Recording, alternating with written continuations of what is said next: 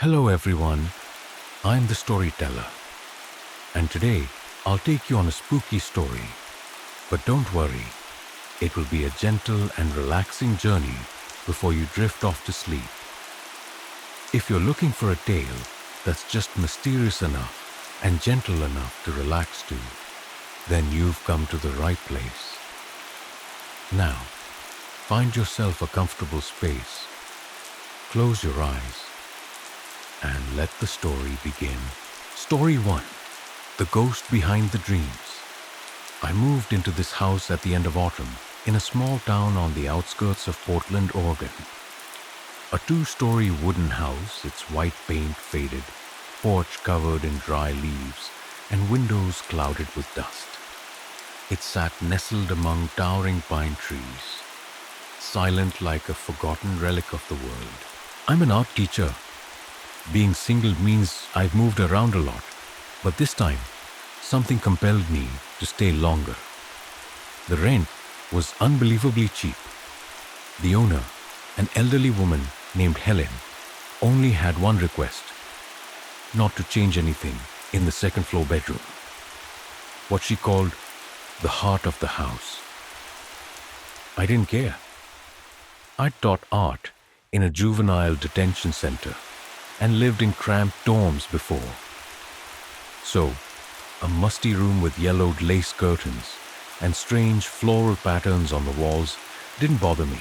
That first night, I dreamed I was standing in that very room, but everything was hazy, like shrouded in thick fog. I felt someone behind me. A cold breath grazed my neck and a woman's voice whispered, "Don't wake up, stay here with me." I jolted, but my body wouldn't move. I couldn't open my eyes, couldn't move a finger. I was trapped, caught between dream and waking terror. I woke up at 3:11 a.m. drenched in sweat, heart pounding. But what chilled me wasn't the dream. It was the hairbrush on the vanity, one I hadn't even touched. Now holding strands of long, wet, black hair. I live alone, and my hair is short and brown. I blamed my imagination. Teaching art means I often encounter strange drawings from students, warped human figures, hollow eyes. But then the dreams became persistent. Every night, the woman returned. Her face was pale as wax, eyes sunken, lips tightly shut. Yet her voice poured directly into my mind like a haunting lullaby. "You've stepped inside now. No one ever gets out." She began taking me places within the dreams. A deserted church, a hospital corridor that stretched endlessly under flickering lights, and finally, a dark room where every wall displayed replicas of myself. Unmoving, just staring with open eyes. One night, I saw myself tied to an old wooden chair. The woman stood behind me, holding a long embroidery needle, slowly guiding it toward my eye. I screamed in the dream, but no one heard. Each time I awoke, I was so drained I couldn't get out of bed for hours. I missed parent-teacher meetings, forgot to reply to the principal's emails. One morning, as I brushed my teeth in front of the mirror, I noticed my reflection. Didn't move with me. It blinked before I did. I went to a psychologist. They told me I was experiencing sleep paralysis combined with stress. I wanted to believe them. I really did. But everything changed after the sixth night. I dreamed I woke up. In the dream, I went downstairs to the kitchen. Water was running in the sink, lights flickering. When I turned around, I saw her, standing in the doorway, her hair dripping, white dress clinging to her body like she had just risen from a lake. I shouted, "Who are you?" She didn't answer. She just stepped forward slowly, deliberately, until she was right in front of me.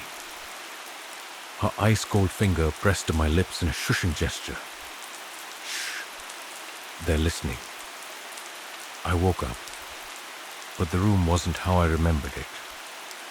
The bed was the same, but the curtains were torn, wallpaper peeling, and on my pillow was a dark handprint. I started digging into the house's history. I asked Helen, but she avoided the topic.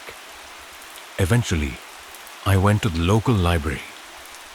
A wizened librarian whispered that house used to belong to a family, a mother, her son, and a nanny. The mother lost her mind after her son drowned in the lake. She believed he still lived in dreams and started killing to open a gate for him to return. I froze. In the lake? Just behind the library was an old park with a small lake. I went there one rainy afternoon. At the shore, a rusted sign read, "No swimming. Fatalities reported." I didn't know why I was drawn to it, like something inside me was being pulled towards the water. I crouched down. The lake's surface was still, reflecting the gray sky. But the image beneath the water wasn't me. It was her, hollow black eyes and a twisted grin. That night I didn't dream, but the next morning, I woke with mud caked on my feet and faint scratches on my hands, like someone else's nails had dug into them. And then I understood. She didn't just control the dreams. She was using them to pull me toward her, little by little. Since then, I haven't dared to sleep. I brew coffee non-stop, keep all the lights on, let the TV run through the night. But I know I can't run forever, because every time I close my eyes, even for a few seconds, I hear her voice again. Don't resist anymore. Just one more night, and we'll be together forever. And I've started to wonder, do I really want to fight it? Or have I begun to long for her return?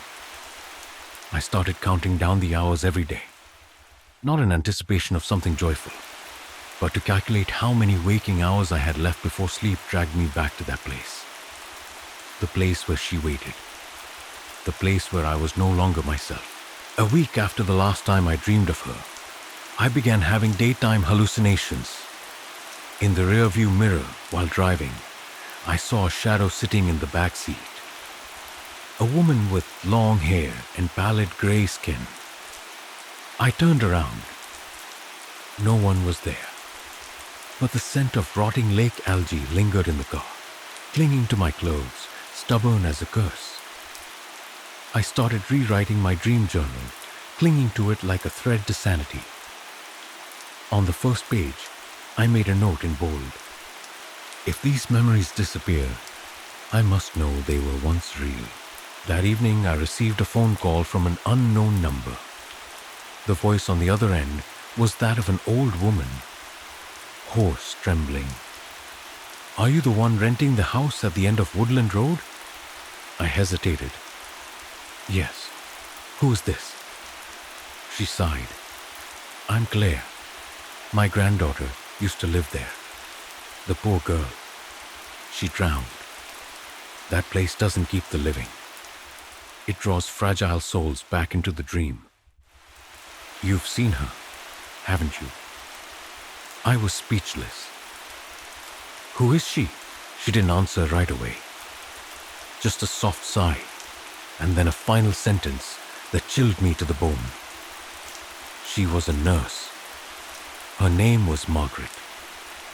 She took care of the boy who drowned. She couldn't accept his death, so she drowned herself. And now she needs someone else to dream for her. That night, I passed out from exhaustion, despite trying to resist. In the dream, I found myself walking into a hospital room. The fluorescent lights flickered with every step, and the hallway stretched endlessly. I heard crying, but it was my own voice, echoing from every direction. At the end of the hallway, Margaret stood waiting. Her hair was soaking wet, dripping onto the white tile floor. In her hands was a notebook, identical to the dream journal I kept in real life. She flipped through the pages, reciting each line I had written. If these memories disappear, I must know they were once real. Her voice echoed, deep and distant, as if from the bottom of a lake. You write a lot, but no one ever reads it all, except me. I'm the only one who remembers every dream you've had. I stepped back, trying to scream, but my throat was clamped shut. My limbs stiffened, frozen in place. Margaret moved closer, and as her face neared mine, I saw tiny eyes glowing from her forehead, her cheeks, even beneath her lips. They all blinked in unison, like a swarm of parasites watching me. This dream is no longer yours, she whispered. From now on, you're just the doorkeeper. The hospital room vanished. I found myself standing beneath the lake. On the shore was my house, blurred like an old photograph. I stood in the middle of a still, flat lake, but there was no reflection beneath me. All around, dozens of people in pajamas wandered in circles, their faces pale and eyes wide open like drowned corpses. They moved around me in silence, as if performing a ritual. A girl, maybe 12 years old, with braided hair, approached. She whispered, "She used to be my mom. Dreaming is how she keeps us here. But you woke up. You can help us escape." I grabbed her hand. She was ice cold, but as she touched me, a jolt of pain surged through my body like an electric shock. The lake cracked open, pulling us both into a deep black abyss. I jolted awake in the middle of the night. On my hand, there was still a faint, muddy imprint of a child's hand. Small, fragile, and cold. The next morning, I went to see Claire. She lived just on the southern outskirts of Portland, near a pine forest. She lived alone, blind in one eye. When I told her what had happened, she only shook her head and whispered, "No one escapes if they keep sleeping. But if you find the old mirror, the one she used to summon dreams, you might break the cycle." She gave me directions to a place, an old antique shop called Whisper Relics, hidden in an abandoned district. The shop was dim, managed by a hunched old man. I told him briefly about my dreams. He didn't seem surprised. "There's a mirror," he said, "silver framed, carved with succulents. It doesn't reflect people. It reflects dreams yet to come. It once belonged to Margaret." I bought the mirror. When I brought it home, I realized it didn't show my reflection, but Margaret's. She was standing in the corner of the room, right behind me. That night I did something reckless. I placed the mirror beside my bed and let myself fall asleep willingly. I returned to the lake, but this time I was in control. I carried the mirror with me, and when Margaret appeared, I held it up to her. She shrieked, her body melting like candle wax set ablaze. Cries, moans, and pleas for Mom echoed through the darkness. I saw the people in pajamas. All of them began to dissolve into the air, freed souls escaping the trap. The girl with the braids smiled at me. "Thank you." I woke up at 6 a.m. Sunlight streamed through the window. The mirror reflected my image, for the first time in weeks. But I knew this wasn't the end, because in my journal, at the very bottom of the last page, there was a sentence I didn't remember writing. "I am no longer the dreamer. I am the dream." I started to believe I had escaped. Ever since that night, the night I used the mirror to reflect Margaret, everything seemed to return to normal. I could sleep straight through until morning without nightmares. No more images of the little girl with braided hair or hospital hallways streaked with blood. But that was exactly what Margaret wanted me to believe. On the third week after the liberation, I discovered something strange. The bedroom window wouldn't open anymore. I tried turning the handle, pushing the frame, even prying with a screwdriver, but nothing budged. The only thing that changed was outside. I lived in a neighborhood with neighbors, an old oak tree across the street, and the sound of children playing in the afternoons. But ever since that night, when I looked through the window, I saw fog, a thick, murky fog that never cleared, even under blazing sunlight. I went downstairs to check the front and back doors. They still opened to the real world. Only the second-floor bedroom window had been twisted out of reality. I didn't tell anyone, because how could I? That I'd once been haunted in my dreams by a ghost, and now the fog was filling my window? I set up a small camera, pointed at the window, turned on night recording mode. The next morning, when I rewound the footage, I saw a figure standing outside the glass. In the fog, unmoving, unblinking, frame by frame, she crept closer by mere inches, as if unaware she was being recorded. At exactly 3:33 a.m., the screen glitched badly when the image cleared. The camera was no longer in the room. Instead, the footage now came from outside, as if it had been pulled through the glass and was now watching me sleep. I threw up on the floor when I realized, in the video, I was fast asleep, and Margaret was standing at the foot of my bed. I left the house that very day, booked a hotel in downtown Portland, left everything behind. I didn't bring the mirror. I didn't bring the journal. Just a backpack and the hope that somewhere else would be safer. That first night in the hotel, I locked every latch, shut every curtain, and took 2 sleeping pills. But right before I drifted off, I heard a light tapping on the window glass. Tap, tap, tap, tap. The hotel had no balconies, and my room was on the 7th floor. I didn't dare open the curtains. I woke up with bruises on my wrist, like someone had gripped and pulled me in the night. On the pillow was a scribbled message, written in something brownish red. Where you wake up doesn't matter, as long as you still carry the door. That nonsensical sentence haunted me all day. The door? I hadn't taken anything from the old house, I swear. But when I searched my backpack, I found something strange. A small square piece of wood with rusted hinges and an old latch. It was part of the bedroom window. I had brought it with me unknowingly. And I realized what Margaret said wasn't just a dream. Now I was part of that house. I returned, not because I wanted to, but because I had no choice. The truth was clear. Running was useless. If I didn't actively sever the connection, she would always find me. Through mirrors, through windows, through the rotting subconscious inside me.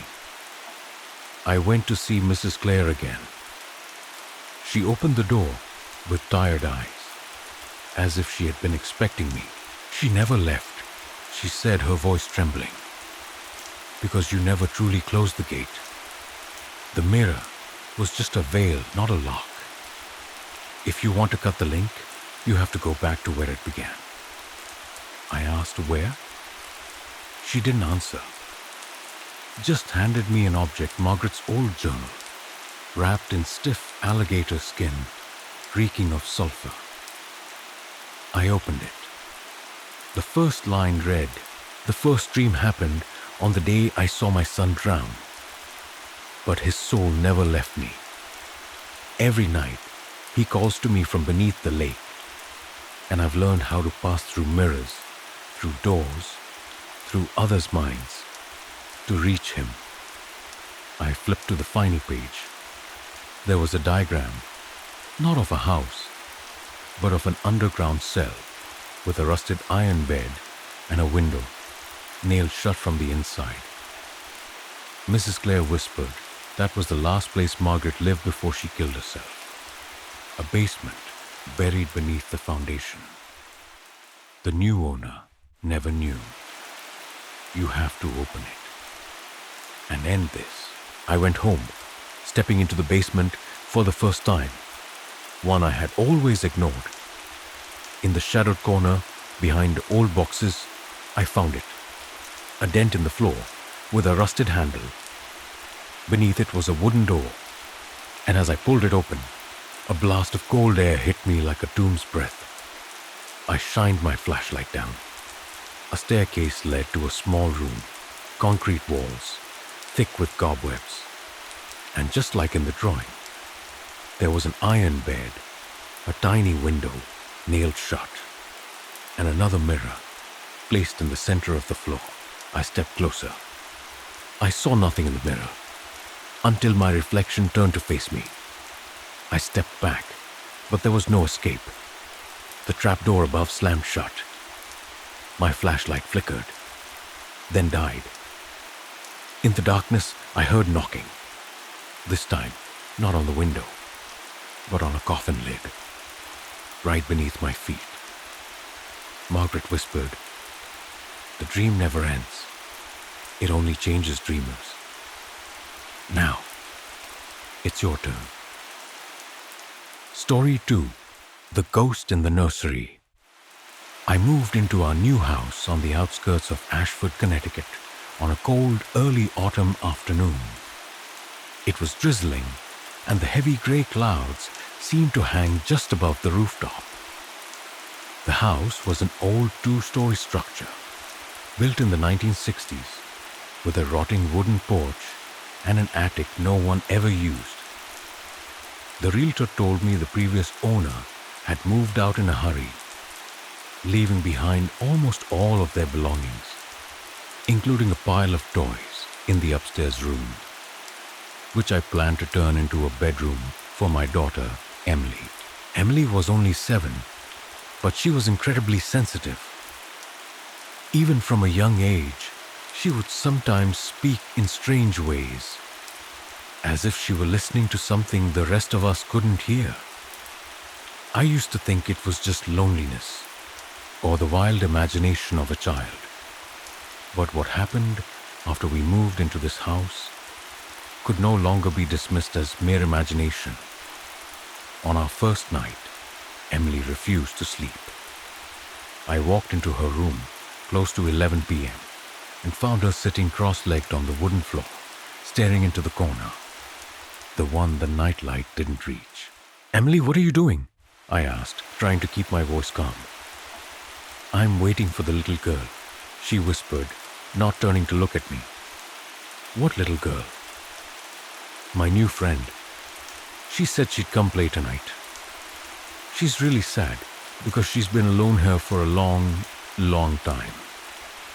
I shivered and forced a smile to chase away the rising unease. "You're probably just imagining things, sweetheart. There's no one else here." But when I turned to switch off the light, I swear I saw a faint, dark shape in the corner. It stood still, watching, waiting. Over the next few nights, Emily seemed to sleep less and less. Every morning, she looked exhausted. Her eyes ringed with dark circles like someone who hadn't slept in days. She began drawing strange pictures, faceless people, shadows with long arms and sharp teeth. Then one morning, I noticed scratches on her arm. "Emily, what happened?" "Who did this to you?" I asked, panicking. She looked up at me, her eyes cloudy from fatigue. She doesn't want me to tell. That name began echoing throughout the house. Emily called her Margot, a strange, uncommon name. I'd never heard Emily mention anyone named Margot before. She said Margot was the girl from the corner, and every night she got closer. First, it was only whispers, then a shadow passing the window. And now, a cold hand that held hers while she slept. I started researching the house. I asked neighbors, searched the local library, and dug through old public records. Then I came across a familiar name, Margot Ellen Whitby, 10 years old, vanished without a trace in 1972. Her family used to live in this very house. There were rumors that her mother, a woman suffering from severe depression, had locked Margot in her room for months at a time. People said she believed Margot was possessed and needed to be cleansed through isolation. Margot was never found. That night, I locked Emily's bedroom door. No more nights alone in there. I thought bringing her to sleep with me would stop it all. I was wrong. At 3 a.m., I woke to the sound of soft singing, not Emily's voice. Ring around the rosy, a pocket full of posies. I stepped out of my room, heart pounding. The sound was coming from the child's bedroom, even though the door was still locked.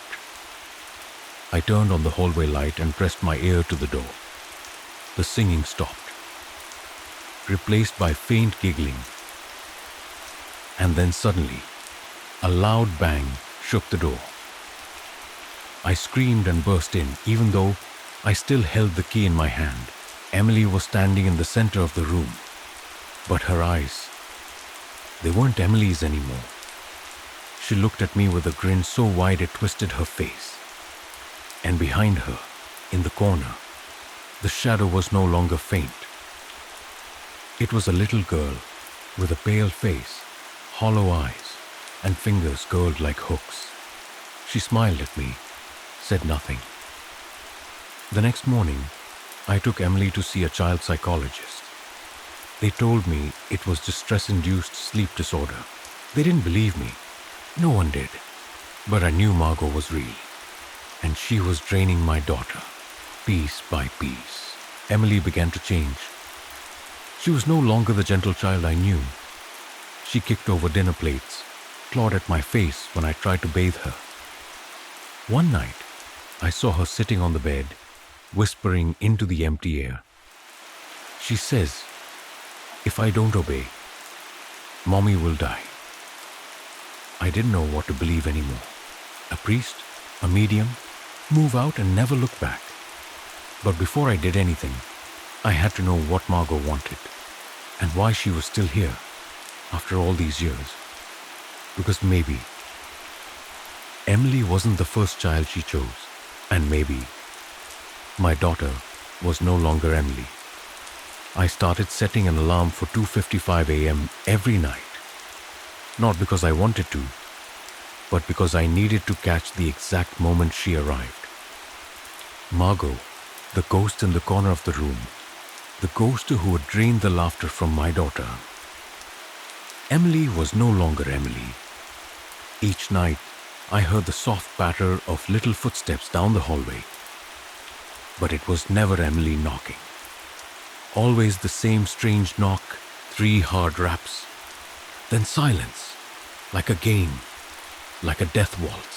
On the 4th night, after I locked her bedroom door, I woke up to a weight pressing on my chest. I opened my eyes.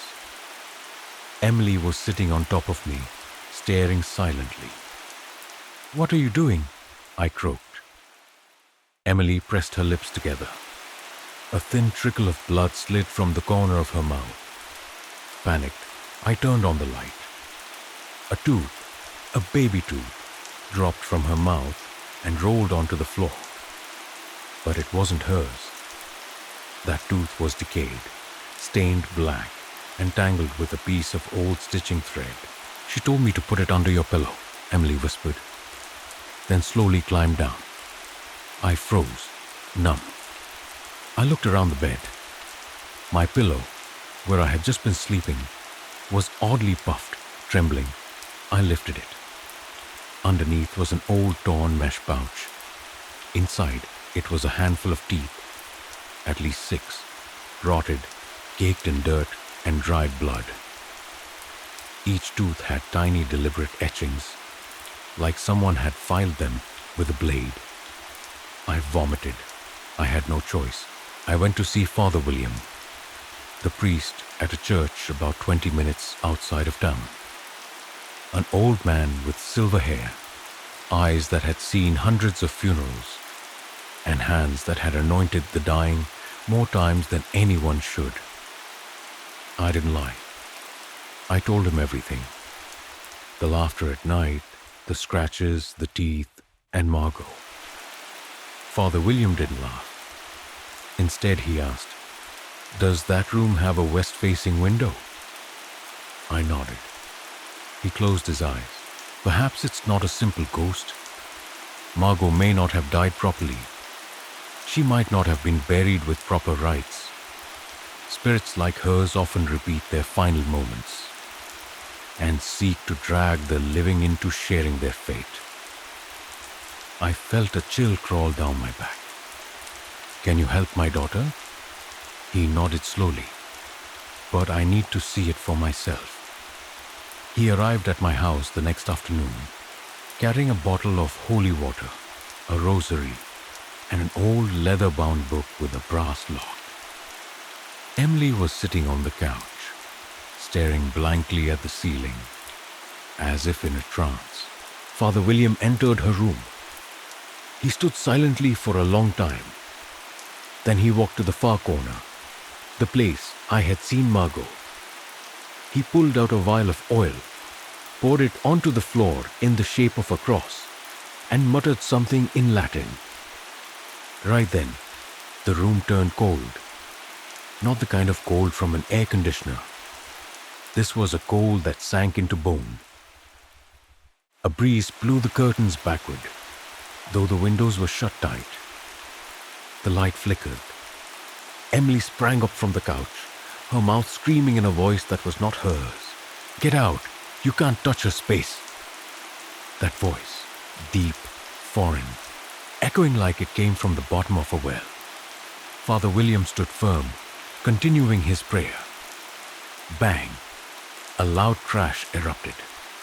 The wall in the room's corner, once just peeling paint, began to darken, shifting from gray to tar black. A hand emerged from it, skeletal, tangled with long strands of hair. I screamed and pulled Father William away from the room. "No," he said, his face pale. "I need to know where Margot died." That night, I found the attic. I'd never thought to look there. The key was hidden in a notch beside the stairs. I found it, guided by the repetitive knocking at 2 a.m. I climbed up. The attic was dusty with a low ceiling. It smelled of mildew and something else, something like old flesh.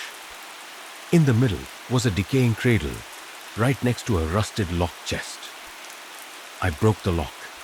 Inside was a tiny dress, a porcelain doll with half its face shattered, and a bundle of child's bones wrapped loosely in a white cloth.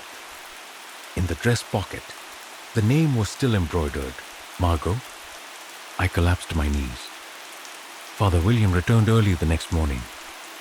We buried the remains in the backyard beneath an old elm tree and performed the proper rites. As he prayed, Emily stood silently nearby, hands clasped. A soft wind blew through the yard. I looked at her, and for the first time in days, her eyes were clear again. I thought it was over, but at midnight, I woke to find Emily's pillow soaked in blood. I turned on the light, teeth again, but not just one this time. 28 teeth scattered across the pillow, as if someone had shoved an entire jaw into her mouth, then ripped it out. Emily was still asleep, and for the first time, I heard laughter. Not Margot's, someone new, something else. I sat on the bathroom floor, my back against the cold tile wall. The toothbrush still lay across the sink. The clock read 3:17 a.m. Emily was asleep in her room. New pillow, new sheets, everything spotless. No more traces of blood or teeth or that strange laughter echoing from nowhere. At least, that's what I wanted to believe. I tried to breathe evenly, to close my eyes. But in my head, the sound of human teeth scattering across the wooden floor kept looping. Old, chipped, jagged teeth, like they'd belonged to dozens of children trapped in the same nightmare. I thought burying Margot's remains would end it all. But I was wrong. There was something else, not Margot, that had slipped into my house. A new entity, more violent, more silent, and it had started to possess my daughter. The next morning, Emily remained silent. Too silent. She ate her breakfast, wiped her mouth neatly, and walked back into her room as if she was staying at a hotel. No words, no hug, no eye contact. I followed her, sitting down on the bed across from her. "Are you okay?" I asked. Emily looked up at me, but her eyes were unfocused, as if she wasn't really looking at me, but through me. "It says, it's my real friend now," she said in a small, dry voice. "Who is it?" "A person with no face." A chill crawled down my spine. "You mustn't talk to it anymore," I warned. "It's not your friend. It's something bad." Emily laughed. A dry, twisted little laugh. "You don't understand, Mom. It says you're going to disappear soon." That afternoon, I found a long smear on the wall in Emily's room. From the corner of the ceiling, all the way down, near the floor, as if something very tall and faceless had slowly slid down, leaving a trail.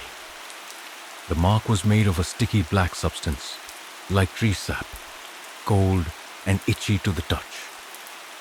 I called a painter to cover it up the very next day. That evening, I returned to the freshly painted room to find Emily sitting on the bed, her head tilted, as if she were listening to something behind the wall. "What do you hear?" I whispered. "It's scratching," Emily replied. "It says paint won't stop it. It remembers the smell of your blood." I was truly terrified. That night, I locked Emily's door and had her sleep with me. I sealed her door with talismans, a rosary, even taped a car rear-view mirror above the frame, just like the neighbor suggested. 2:46 a.m. I woke to the sound of something being dragged across the floor. No, not the floor, the ceiling. I looked up, scraping sounds, light tapping, rhythmic, like someone crawling directly above our bed. Then a thin screeching, like fingernails raking against dry bone. Emily was no longer beside me. I bolted upright. Her bedroom door was wide open. Emily's room was pitch black. The night light was off. I heard whispering from the closet. My heart pounded. Each step felt heavier. I trembled as I reached for the closet handle. A gust of cold air blew out.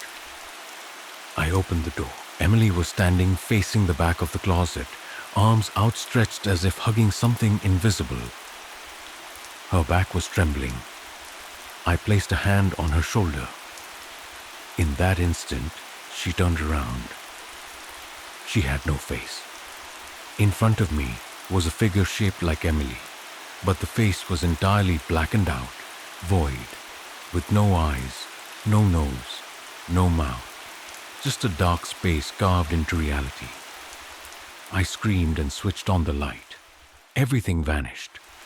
Emily collapsed to the floor, unconscious. I called an ambulance. They rushed her to the town hospital's intensive care unit. The doctor said she was suffering from extreme exhaustion, severe sleep deprivation, and a mysterious drop in body temperature. I sat by her hospital bed all night, clutching her hand. Every time I nodded off, I dreamt of faceless figures exhaling cold breath on my neck. whispering, "Don't let her go home. She belongs here now." The next day, I went back to the house to grab some things. As I entered Emily's room, I heard a click. The closet door creaked open on its own. On the floor lay a handwritten note, the scribbles jagged like a child's handwriting. "Thank you for letting me out of the box." Below it, a crude drawing, a faceless child holding hands with a little girl in pigtails. And next to it, scrawled across the wooden floor in dried blood, "She's mine now." I realized Margot wasn't the first ghost in this house, and maybe she was just the first victim of the faceless shadow, something that had existed long before the house was ever built. A primordial being, without form, without memory, only the desire to possess and devour souls. Margot had been drained by it. Emily was next, and I might be the last. I used to think the attic was the highest place in the house, a place where people stored old belongings, sometimes just to let dust bury the past. But after the night Emily was hospitalized, I discovered something else. The attic didn't just have a way up, it had a way down. I returned to the house at noon, carrying a canvas bag filled with charms, white candles, holy water, and a printed copy of Margot's skeletal photo from the forensic report. I wasn't sure what I intended to do with it, only that I had to go back to the attic. My mind was as cluttered as a pile of rags soaking in dirty water. I remembered Emily's blank stare, her distorted voice, the drawings of faceless figures, the sounds from above the ceiling, and the whisper, "Thank you for letting me out of the box." I climbed each creaking step, heading into the attic that had been locked since Margot's burial. It smelled of dampness. A thick layer of dust clung to the old furniture, like shrouds on corpses. I turned on my flashlight and scanned the room, the cradle, the old iron chest, and the torn, filthy rug in the middle of the floor. This time, I pulled the rug away. Beneath it was a small wooden hatch, perfectly square, sealed with rusty nails. It wasn't in the house's blueprint. It had never been mentioned. I don't know where I found the courage, but I pulled hard. The hatch popped open. A narrow wooden staircase was revealed, leading downward, deep and steep. No light. The air wafting up was thick with the smell of damp soil, charred wood, and something like burnt human fingernails. I lit my flashlight and stepped down. The wooden planks groaned as if protesting each footstep. At the bottom was a corridor made of ancient stone bricks, not modern construction. The black bricks were slick, uneven, as though placed by a blind hand. The walls were damp, coated in something slimy that resembled algae but was darker, like clotted blood. I heard water dripping, but saw no droplets. The hallway stretched on endlessly, no end in sight. I turned around. The stairs were gone. Only a cold-soaked brick wall remained. Panic welled up, but something inside me, maybe Emily's silent call or a mother's instinct, urged me to move forward. And then I reached an iron door. On it was an imprint of a tiny hand sunken into the metal, like a child's palm pressed into molten iron. I touched the handle. It burned like it had just been pulled from coals. The door creaked open. Inside was a large circular room with stone walls and a vaulted ceiling. In the center stood a dry, bottomless well, inscribed with the words, "Redite ad inveros," return to hell.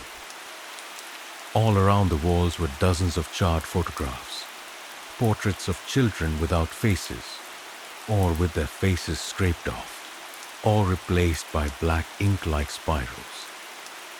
Each child wore pajamas, sweaters, or baby clothes. And in the corner of the room stood someone. No, something. A towering skeletal figure, draped in a tattered white nurse's cap, wearing a blood-stained child's nightgown.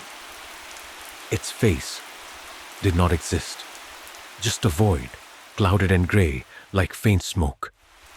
I stood still, too scared to breathe. It raised its hand. A hand twice the length of a human's, fingers stitched together from human teeth. It didn't speak. It whispered inside my head. Bring the child. Give it to me. If not, you will stay. I backed away. Without thinking, I pulled out Margot's bone photo and held it up. To my surprise, the figure recoiled. The void where its face should be seemed to shrink. A sound erupted, like children screaming from the bottom of the well. I seized the chance and threw the photo into the well. The ground shook, cracks spread through the stone walls. Faceless shadows emerged, crawling with their hands, screaming silently. The well glowed a blood-red light. Bang! The ceiling began to collapse. I turned and ran. Suddenly, the exit appeared. The wooden stairs had returned as if they'd never vanished. I scrambled up. A horn of teeth grabbed my ankle from behind. I kicked hard. The attic door burst open. I fell into the living room, straight into the midday sun. Sweat soaked my back. The flashlight shattered. Dust clung to my hair. The attic door above slammed shut, as if it had never opened. 3 days later, Emily woke up. She looked at me. For the first time, her eyes were alive. "Mom," she said, "Margot said you went to the place no one dares speak of." I didn't answer, because I knew that attic is still there, and the well, that gateway to hell, is still open, waiting for another weak mother, waiting for another child, waiting for those who don't realize that sometimes when you come up from somewhere too deep, something else has come up with you. Story 3. The Cursed Picture That Wouldn't Burn. I've always preferred living alone. It's the only way I can truly enjoy the quiet. No interruptions, no one to disturb me. My small house on the outskirts wasn't anything grand, but it was enough to make me feel comfortable. At first, I was genuinely excited to move in. This was a place where I could do everything my own way, without compromise. But everything began to change one rainy night when I found that photograph. It happened 3 months ago, on a cold evening when I decided to reorganize the living room. There was something holding me back, an inexplicable feeling, but I pushed through. I moved the old wooden cabinet I had always considered useless. When I opened it, I discovered a small dark corner I had never noticed before. In that shadowed space was an old photograph tucked between some dusty documents and forgotten trinkets I'd never touched. The photo had yellowed with time, but I could still make out part of it. At first glance, it looked like an old photo of me at a picnic from long ago. But what unsettled me was that in the picture, there was someone standing behind me. Someone I didn't recognize.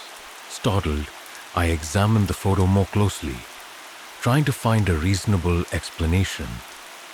But the man was a stranger.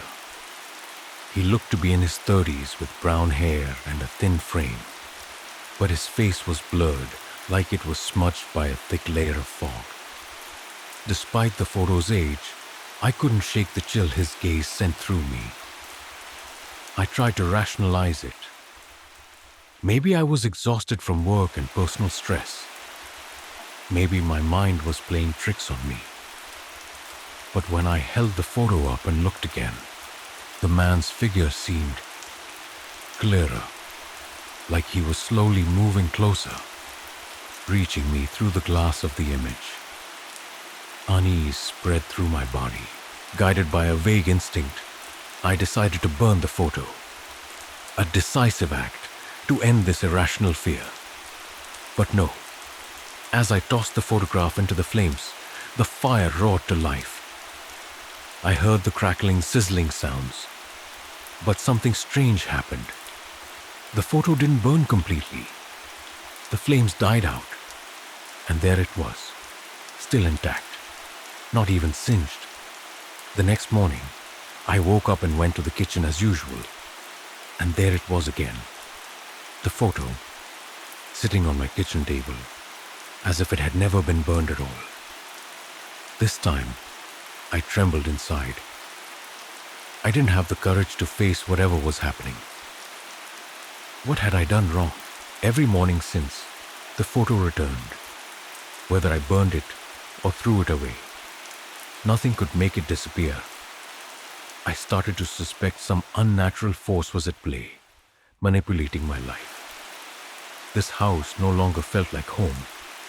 It had become a place filled with unknowns, a stage for unexplainable phenomena. The following day, I called the only person I trusted, Mia. She was the one I always turned to when things went wrong. After listening to my story, she looked at me with concern. There's definitely something wrong. Have you tried anything else to stop it? I burned it, but it just comes back. Every morning. I don't know what to do anymore. Mia stared at me for a moment, then sighed softly.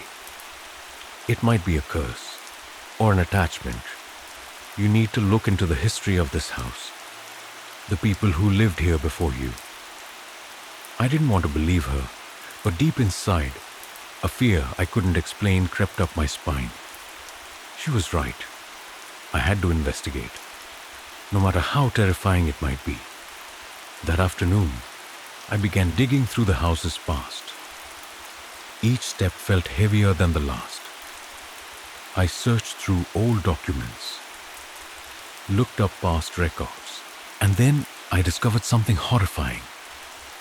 This house once belonged to a man named Thomas Hale, who mysteriously disappeared in 1982. Rumor had it that before he vanished, Thomas had suffered from severe mental illness, and some claimed he was obsessed with something strange. Perhaps that strange thing was the photograph. I couldn't believe what I was reading. Everything felt tangled and unreal. I had no idea what to do next. But one thing was clear. This couldn't go on forever. Every time I looked at the photo, I felt a presence. Watching, following, trapping me. Can I uncover the truth behind this photograph? Is this house truly haunted? Or am I slowly losing my mind? One thing I know for sure. I can't keep living in this fear much longer. The next morning, I woke up feeling hollow. The nightmare from the night before still lingered in my mind, like the figure in the photo was still clinging to me. I couldn't understand how an old photograph could cause so much chaos in my life. The feeling wasn't just about being haunted by the man in the picture. It was the creeping dread that something was trying to take over me, something I couldn't escape from. Mia had suggested I learn more about the history of this house, but I hadn't had time to do anything before something happened that forced me to reconsider. Last night, after I tried burning the photo again, for the third time, I was mentally prepared. But then I heard it, a soft knock behind me, small steady taps, like someone lightly rapping on my bedroom door. Startled, I got up and walked to the door. I opened it. No one, nothing but the thick darkness of the hallway. Stranger still, a cold breeze brushed against my skin, though there was no wind. It felt like someone had just been standing right beside me. But when I turned around, there was only empty space. When I returned to the room, the photo was there again, sitting quietly on the kitchen counter, as if nothing had happened. Despite my attempts to destroy it, it had survived and come back. I couldn't take it anymore. I knew I couldn't live like this, swallowed by fear. So I decided I would uncover the truth about the photo, the house, and everything connected to Thomas Hale. There was something I hadn't yet understood, and I couldn't let this obsession follow me for the rest of my life. That day, I went to the town library. Though I rarely visited, I felt it was the only place where I might find the information I needed. Hickory Grove had a long history, and ever since I'd moved here, I'd heard strange rumors about old houses and secrets no one dared to uncover. At the library, I met a middle-aged woman named Emily, who had lived here her whole life. She knew everything about the town's history. After I told her what had happened, she frowned slightly. "You're looking into Thomas Hale's house, aren't you?" she asked. I nodded, stunned that she knew exactly what I was searching for. "There's probably a reason you haven't been able to burn that photograph," she said. It all started with a long story. Thomas Hale had a troubled history in this town. He wasn't just haunted by strange events. He was involved in a secret no one's ever fully understood. Emily paused, as if carefully choosing her words. He was once part of an ancient ritual, a ritual where photographs were used as vessels to preserve the souls of the dead. And now, those souls are trying to return. Thomas Hale failed to complete the ritual, and now he's paying the price for his mistakes. I couldn't believe what she was saying. An ancient ritual? Souls that couldn't move on? I felt dizzy. Emily continued. In 1982, Thomas attempted a ritual meant to keep the souls of the deceased from passing on. But the ritual was flawed, and he was punished. The other participants died in strange circumstances. And Thomas, he vanished during a stormy night. No one ever found out where he went. Her story sent chills through my spine. What I'd been experiencing didn't seem like coincidence anymore. That photo, the man in it, and the strange events, they were all tied to a failed ritual. Emily handed me an old book, its cover worn and yellowed. This book contains everything about the ritual, how it was performed, and why it went wrong. You need to read it if you want to understand. A mixture of fear and curiosity swirled inside me. I took the book, feeling like I'd just stepped through a door I couldn't close again. By the time I left the library, night had fallen. The golden glow of the street lamps looked like faint candles fighting back the ever-thickening darkness. Back at home, I opened the book and began to read. Its pages spoke of strange rites, rituals that could manipulate souls and even time. One passage in particular made my skin crawl. It described old photographs, ones capable of trapping souls in endless loops. It warned that if a photo wasn't destroyed the right way, the soul inside would never move on and would always find a way back. I started to feel a presence around me again. That same sensation, like someone standing behind me, waiting for me to turn around. And when I did, no one was there.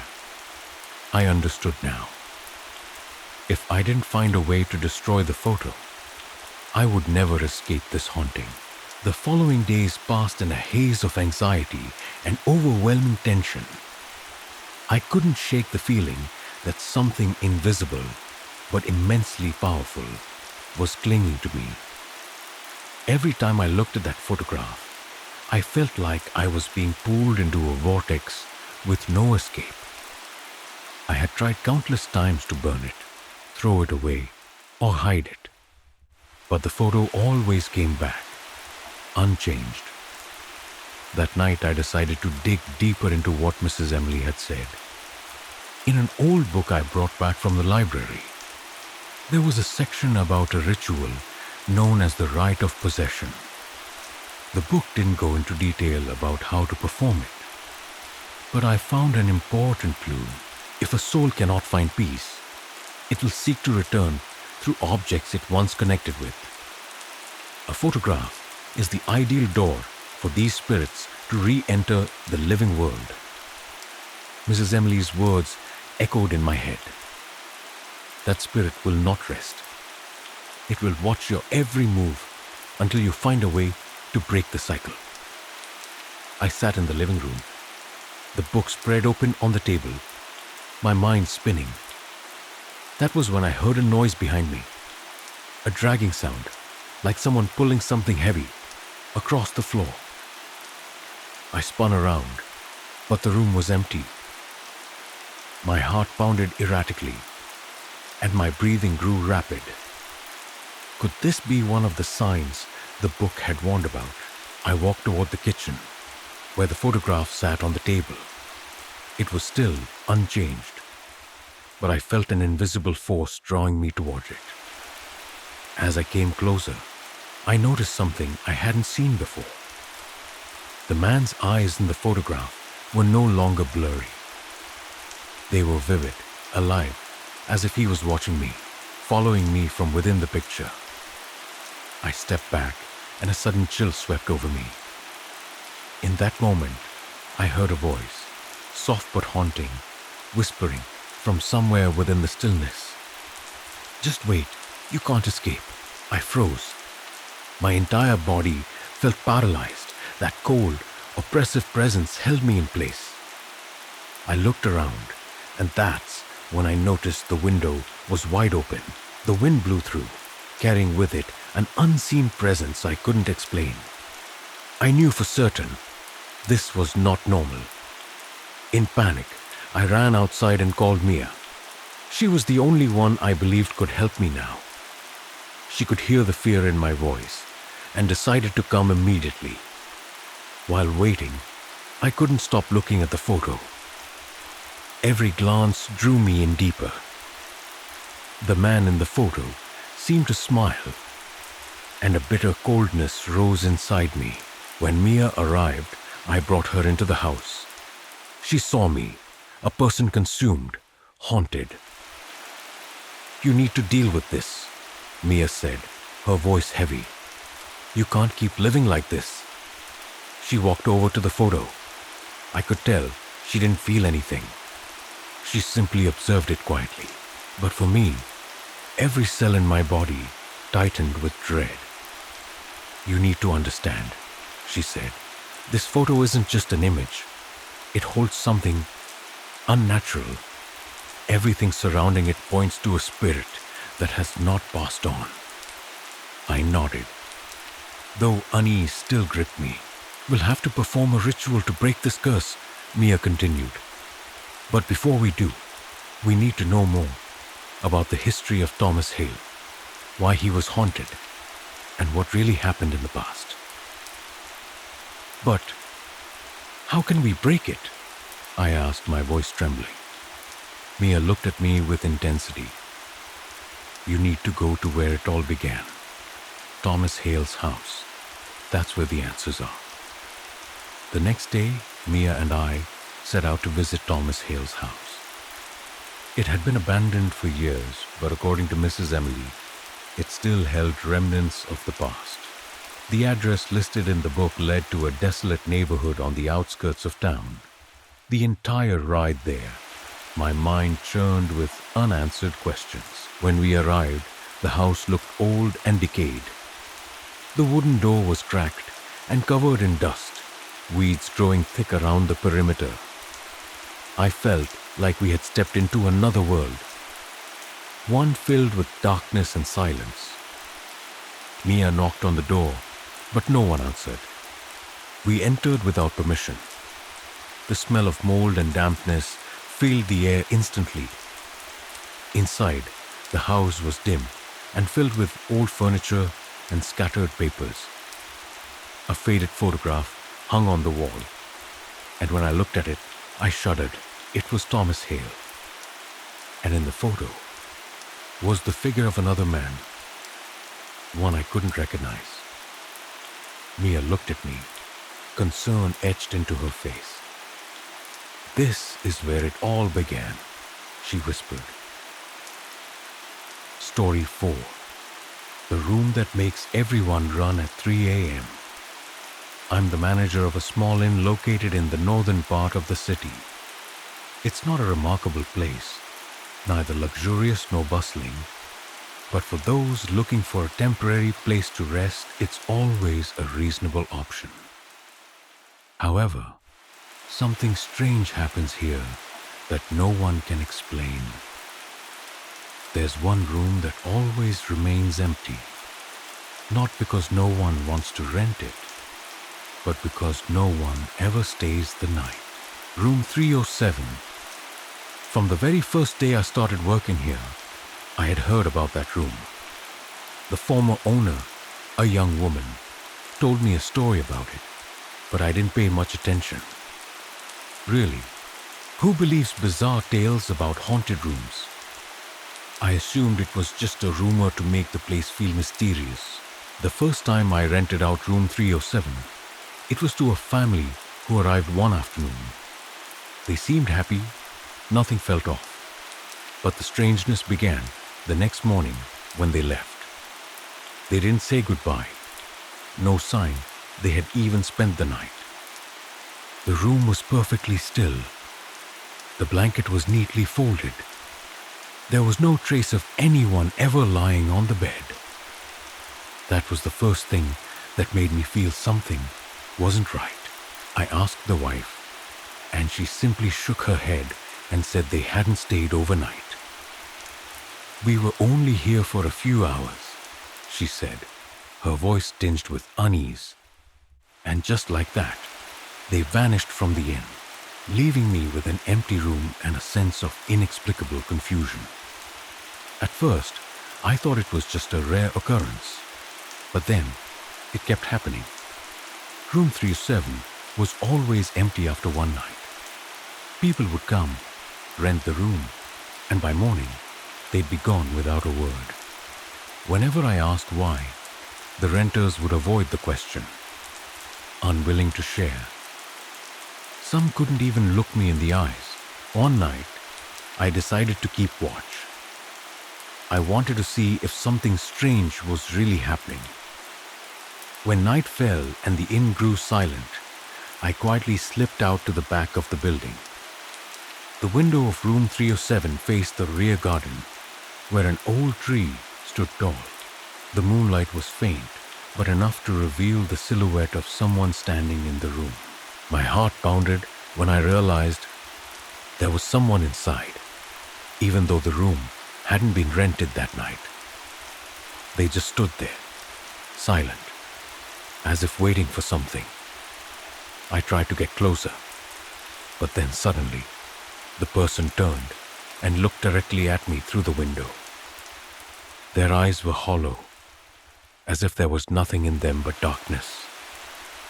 A chill flooded my mind, and I couldn't breathe. I turned and ran back inside, overwhelmed by a fear I couldn't name. The next morning, I went to check the room again. Everything was just as before, completely empty. No trace that anyone had stayed the night. I was more confused than ever. Who had been standing in that room?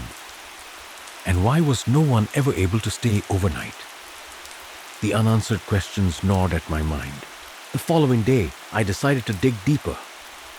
I found an old journal belonging to the previous owner, something I had overlooked before.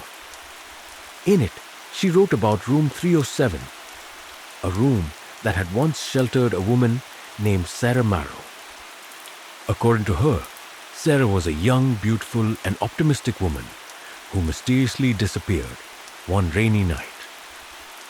Locals claimed they had heard her crying from inside the room, but when they came to check, it was empty.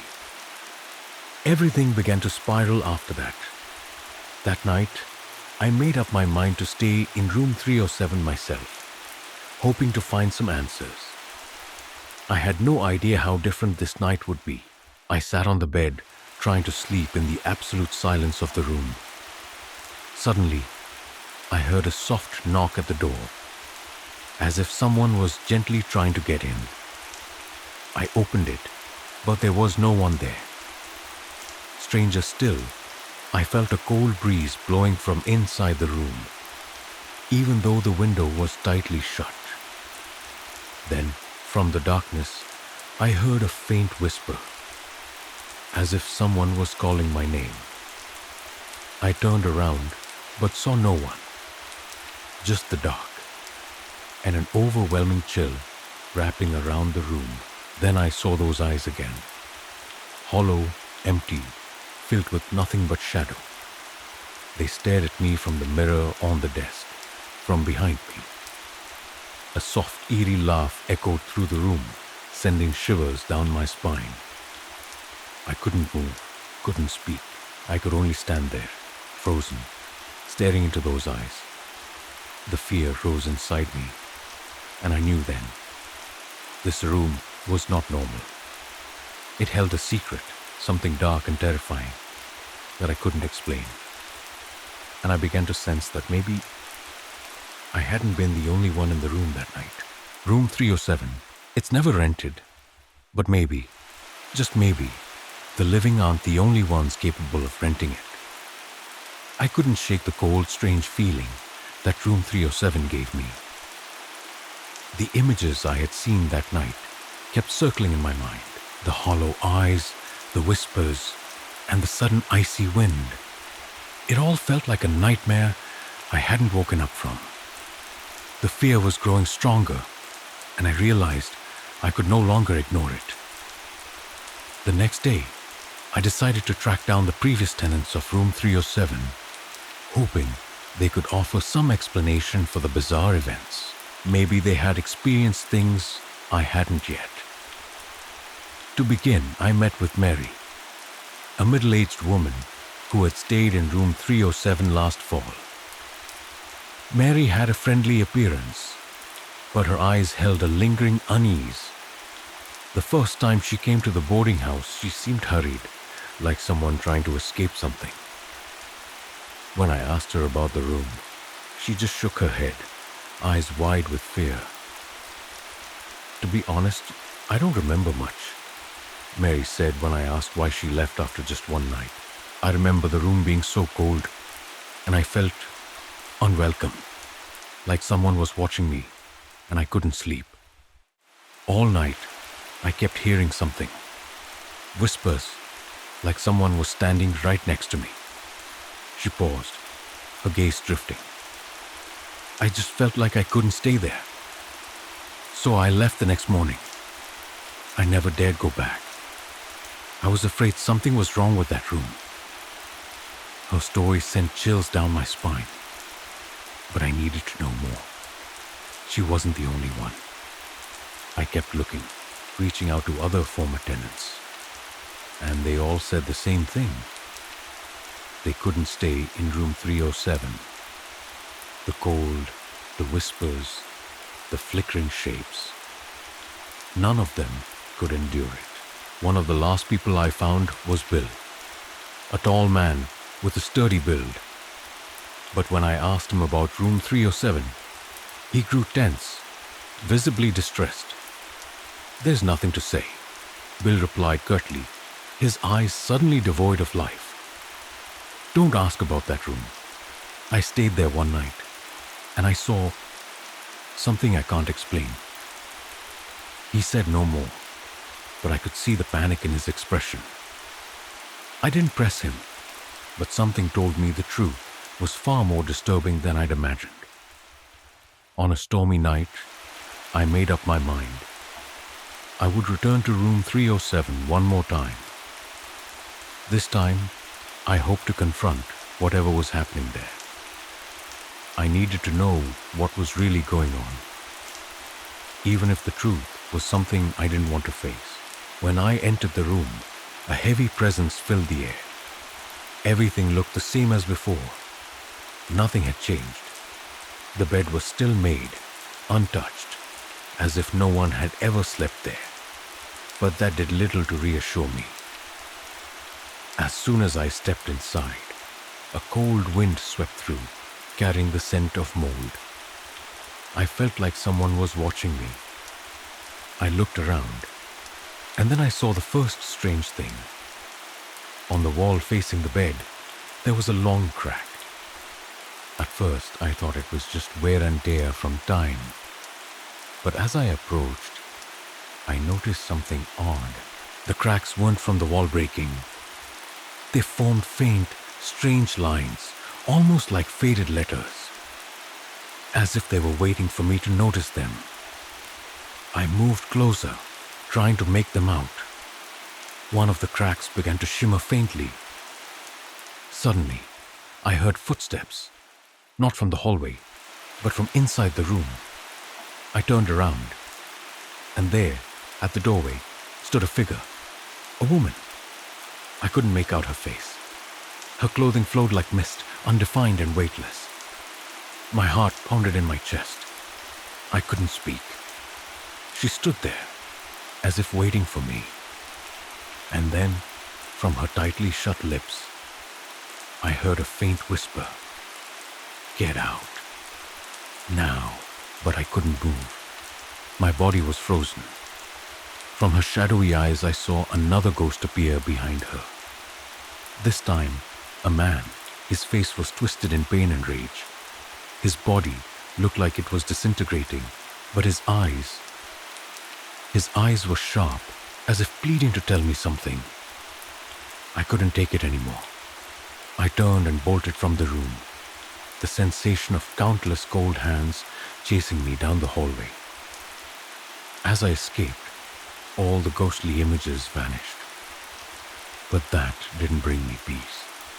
If anything, I felt as though that room had opened a door, one I couldn't close again, and that's when I started to understand.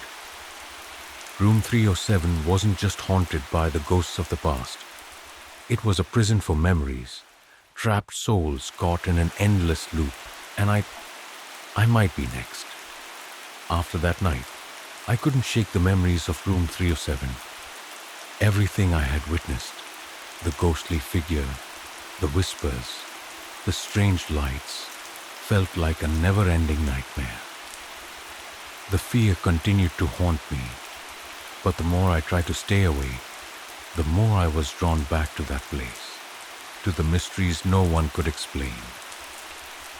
That night, I decided I had to search for answers, no matter the cost.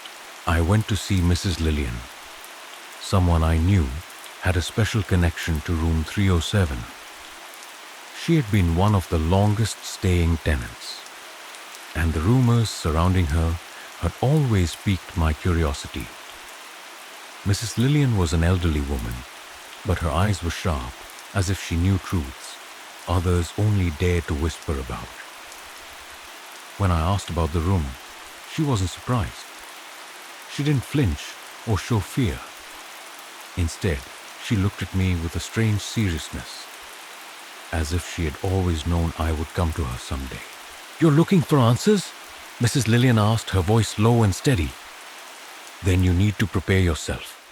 What you're about to hear isn't easy to accept." She paused for a moment, as though weighing her words, then began. "In the late 1970s, I was a long-term tenant at this inn, and room 307, it wasn't a normal room. The people who stayed there, they weren't just travelers looking for a place to sleep. They were people running from something that wouldn't let them go." She stopped, her eyes drifting past me, as if recalling something terrible. "One night, I saw a man enter that room. He wasn't like the others. He didn't seem afraid. On the contrary, he looked like someone who was familiar with the place. He went in, and an hour later, he was gone." I interrupted her, asking, "Where did he go? Who was he?" Mrs. Lillian only shook her head, her eyes heavy with sadness. No one knows. But I heard the whispers that night, the same ones that never stop. It's like room 307 doesn't just trap the people who enter. It keeps their memories too. The sounds, the visions, they haunt you. Her story only deepened my unease. She spoke of the strange sounds and visions in the room, and how no tenant ever stayed more than a single night. Once again, I felt that I couldn't escape this truth, whether I wanted to or not. After leaving her house, I returned to the inn, my heart heavy with dread. I couldn't stop thinking about what she had told me. Room 307 might not just be haunted by ghosts of the dead. It could be a prison for memories and souls that never found peace. I began to feel as though I was slowly being pulled into a vortex I couldn't escape. That night, I made the decision to return to room 307 one more time. I had to face the truth, no matter how terrible it was. The rain still poured, the cold wind blew through the windows, and I felt that chill seep into my thoughts.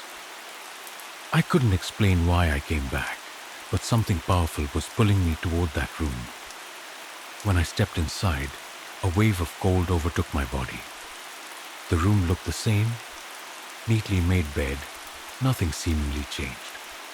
But this time, something was different. A faint, flickering light shimmered across the ceiling, like someone or something was watching me from above. I didn't dare look up, but my eyes felt drawn to that light. Then I heard footsteps, soft but distinct. I turned quickly, heart pounding. No one was there, yet I felt a presence in the darkness watching me.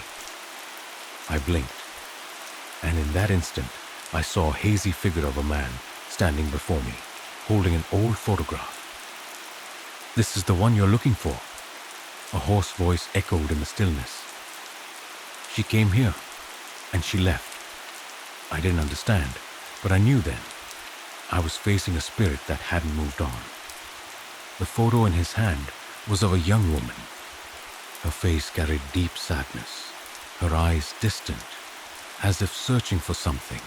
"You can't stay long," the man said, his voice heavy with pain. "This room isn't for those seeking peace. It's a prison, with no exit." I felt trapped in a cycle. I couldn't leave, but I couldn't stay either. A gust of cold swept through the room, and the photograph vanished from the man's hands. Then, all fell silent again. Room 307, like a bottomless pit, swallowed everything whole.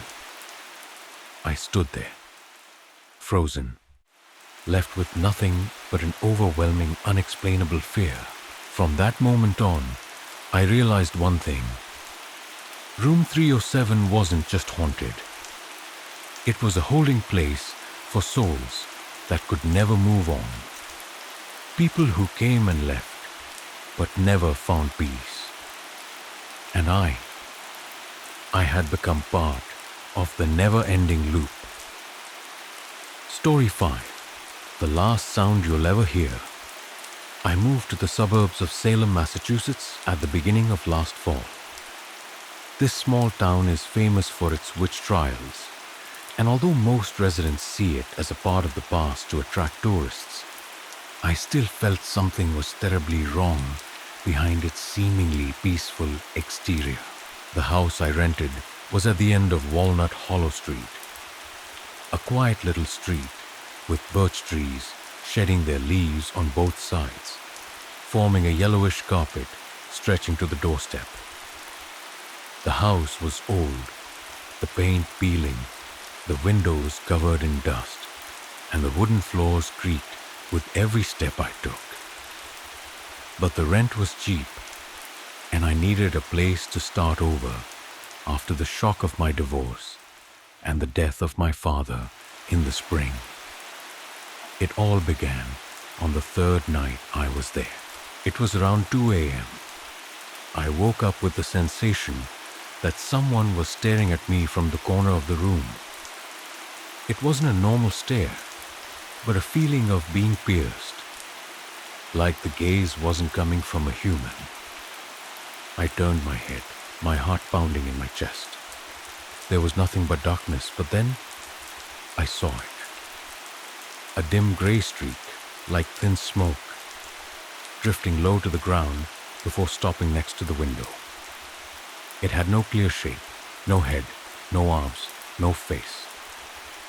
But it stood there, seemingly still awaiting. I don't even remember when I fell asleep, but the next morning, I woke up with my ears completely muffled. It wasn't a cold or illness. It was silence.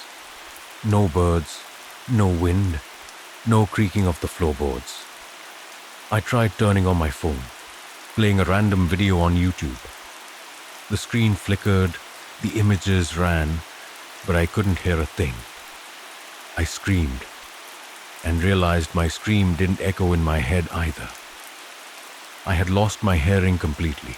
The hospital thought I had suffered middle ear damage due to a sudden change in pressure. They gave me a prescription and told me to monitor it for a week. But I knew it wasn't like that. I could feel its presence. It was still in the house. That night, I invited my ex-girlfriend, Emily, to stay over. We had broken up because of distance, but she still cared when she heard I had moved to the Northeast. I didn't tell her what had happened. I just said I felt uneasy and wanted someone there with me. Emily is a tough, logical person. She fell asleep within minutes of talking, but I tossed and turned all night. Around 3 a.m., I heard something like whispering coming from downstairs. I knew I was deaf, so hearing something was impossible. I crept downstairs, following the sound. It didn't sound like a human voice. It was more like the crunching of dry leaves, sharp and tearing. But it echoed like a reverberation in a crypt.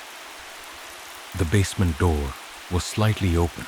No one who had lived there before mentioned the basement. In the lease agreement, it was locked and labeled "Do Not Use." But that night, it was open. I stood before the wooden stairs leading down into a dark void.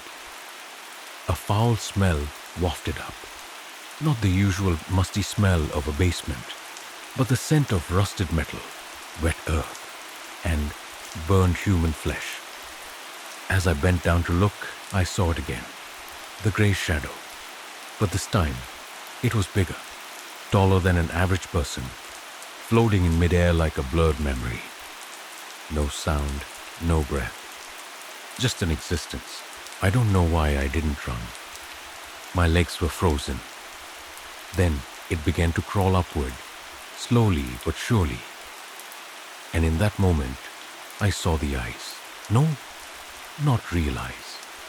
Just two darker patches within the mist, like two holes sucking in the light around them. Looking into them, I saw memories that weren't mine. A child, abandoned in the woods. A man, burying his wife beneath the floorboards. A woman, hanging herself in the bathroom. All of them happened in this house. I jolted awake on the couch, not remembering how I had gotten back to the living room. Emily was still fast asleep upstairs in the bedroom. I didn't tell her anything, but when she left the next morning, something felt off. She didn't hear me say goodbye. She didn't turn back when I called. She just walked away, like a soulless, emotionless corpse. By the afternoon, I received a message from her mother. Emily had been in a car accident on her way home. She ran a red light because she couldn't hear the ambulance sirens from the other side of the street. I was stunned. Both people who had come into contact with the ghost had lost their hearing. And then, death? I researched the history of the house. It turns out that in 1967, It belonged to a man named Joseph Wren. He was an acoustical engineer obsessed with absolute silence. Joseph believed that noise was the root of all pain. He built the basement into an anechoic chamber, and soon after, he disappeared along with his wife and 2 daughters. No bodies were ever found. The only thing left was a 48-minute recording, which contained heavy breathing, faint hissing sounds, and finally, silence. The police concluded he had a mental disorder, but they could never explain why anyone who entered that basement later lost their hearing permanently. I don't know why the ghost still exists, but I believe it's not a normal spirit.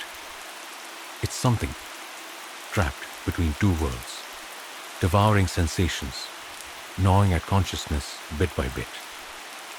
All I have left is sight to perceive this world. And tonight, I'm starting to see the lights fade too. Colors are washing out, as if everything is turning gray. Just like it, I began counting the objects around me from memory. Not because my memory was good, but because I had no choice but to do so. An armchair placed next to an old fireplace, a wooden table with a broken leg, the beige curtain with a black burn mark on the edge. Every time I opened my eyes, everything seemed more faded, as if the ghost not only took away my hearing, but was also slowly eroding the colors of my life, bit by bit, piece by piece. On the 5th day after the event with Emily, my vision began to blur during the day. I didn't realize it immediately. It was only when I stepped out of the house and walked to the nearby grocery store that I suddenly realized everything seemed to be shifting into shades of gray. Not just my house, everything outside as well. The shopkeeper, Sam Bernstein, an old kind-hearted Jewish man who had served in the war, knew everyone in the area and loved to tell stories about the past whenever customers came to buy things. "You look pale," he said. "Are you all right?" I nodded, but clearly I wasn't. When I looked at him, his face appeared like a black and white photo, the features fading, his skin blending into the background wall behind him. "Sam," I whispered, "has anyone ever lived at 47 Walnut Hollow?" And had something strange happen? His expression changed immediately. The smile vanished, and his gaze became serious, as if I had just opened a door I wasn't supposed to touch. "Joseph Wren," he muttered. "I remember. His wife, Annabelle, used to buy things here. A small woman, soft-spoken, but always looking around as though she were being watched. One day, she came in to buy milk, stood silently for a long time, then whispered, 'It touched me last night.'" He paused. I could feel my throat going dry. "It's not my husband anymore," she said. It drifted into him like smoke. I left the shop with a cold chill running down my spine. The whole neighborhood seemed to be shrouded in a gray mist that only I could see. Every tree, every car, every house had a faded hue, as if I were living in an old dream that would never wake. That night I heard footsteps on the 2nd floor. There was no one there. I lived alone. I climbed upstairs, gripping the flashlight tightly, and took slow steps toward the bedroom. The footsteps continued, clear, steady, heavy. Not like someone walking, but more like something crawling. I pushed open the door. On the ceiling, it was clinging to the wooden boards. It slithered slowly, like a giant boneless lizard, shapeless. I saw it glide past the flashlight. It was still a dim gray shadow, but this time I could hear it. Not with my ears. I heard it in my head. A shrill scream, endless like nails scraping on glass. like a person being strangled underwater. I ran out of the room, slammed into the hallway wall, and tumbled down the stairs. The impact made my vision blur, and when I opened my eyes, the world was entirely gray. Not just the colors, but the light as well. The lights no longer shone. The sunlight through the window no longer blazed. Everything seemed to be sinking into a fog of ashes. I began writing down everything I experienced in a small notebook because I feared that one day my memories would be swallowed by it as well. Every line I wrote was a way to fight against the oblivion that the entity had cast. It didn't kill me. It made me forget what it feels like to live. The next day, I decided to go back to the basement. I needed to understand what was lurking there. This time, I prepared better. A heavy-duty flashlight, a recorder, a cross Sam gave me, and an old map of the house I found in the town's archives. The basement, according to the map, had a hidden room behind a brick wall, labeled as the soundproof room. I pushed open the heavy iron door and went down. The air there was no longer air. It was thick, like mud, as if I were inhaling the memories of someone long dead. I followed the wall, tapping lightly on each section until I heard a different echo. Hollow, deep. I used a crowbar to break the brick panel. Behind it was a small metal door, no handle. There was a handwritten inscription on it, in something that looked like dried blood. When you lose all feeling, you will see the truth. I pushed the door open. Inside was a square room, the walls covered with soundproof fabric. No windows, no light, no sound. A perfect room for erasing existence. In the middle of the room was a wooden chair with a black and white photo on it. In the photo it was me, sitting on the same chair. But I had never taken such a photo. My hand trembled as I looked closer. In the photo behind me was the grey shadow draped over my head like a shroud. I turned back to the door, and it was no longer there. The room began to shake, not from sound, but from inside my head. The memories twisted, distorted. I saw Emily standing in the middle of the road, mouth open in a silent scream. I saw my father, dead in the hospital, eyes wide open, mouth trying to scream something I would never hear. I saw myself, sitting on the chair, smiling, my eyes fading to grey. Then it appeared from every direction. That ghost was no longer a dim grey blur. It became me, a faceless copy, without eyes or mouth, just a humanoid shape made of ash. I passed out. When I woke up, I was lying in the living room, holding the notebook with the last line written in shaky handwriting. I don't know who I am anymore. I'm no longer sure if I'm awake or still trapped in that foggy grey haze. The next morning, if you can even call it morning, I woke up in the armchair in the living room. Everything around me was still the same. The faded walls, the old wooden floor, the closed curtains, but the morning light was gone. No sun's rays slipping through the cracks in the curtains anymore. The room wasn't dark, but it wasn't bright either. It was simply without light, as if color had gone extinct, and the world now only existed through the cold sensation on my skin and the irregular beat of my heart. I raised my hand to my face. The sensation was still there, but my skin, it seemed to have faded, as if I was slowly becoming part of it. The shapeless silent grey, and now the absence of memory. I looked down at the notebook. It was still resting on my lap. The last scribbled line I had written was still there. I don't know who I am anymore. And just below it, there was another line. not in my handwriting. My name is Annabelle Wren. I don't want to stay here. I flipped the notebook over. On the next page, there were fragmented diary entries, written in several different handwritings. Each entry only a few lines, as if written hastily in a panic. It won't let me leave. I've forgotten my mother's face. I think my name is Sarah or Daniel. I'm not sure. I can't hear anything, can't see anything, but it still whispers in my head. I shivered. This was no longer just a notebook. It was a tomb of memories. And now, it was my turn.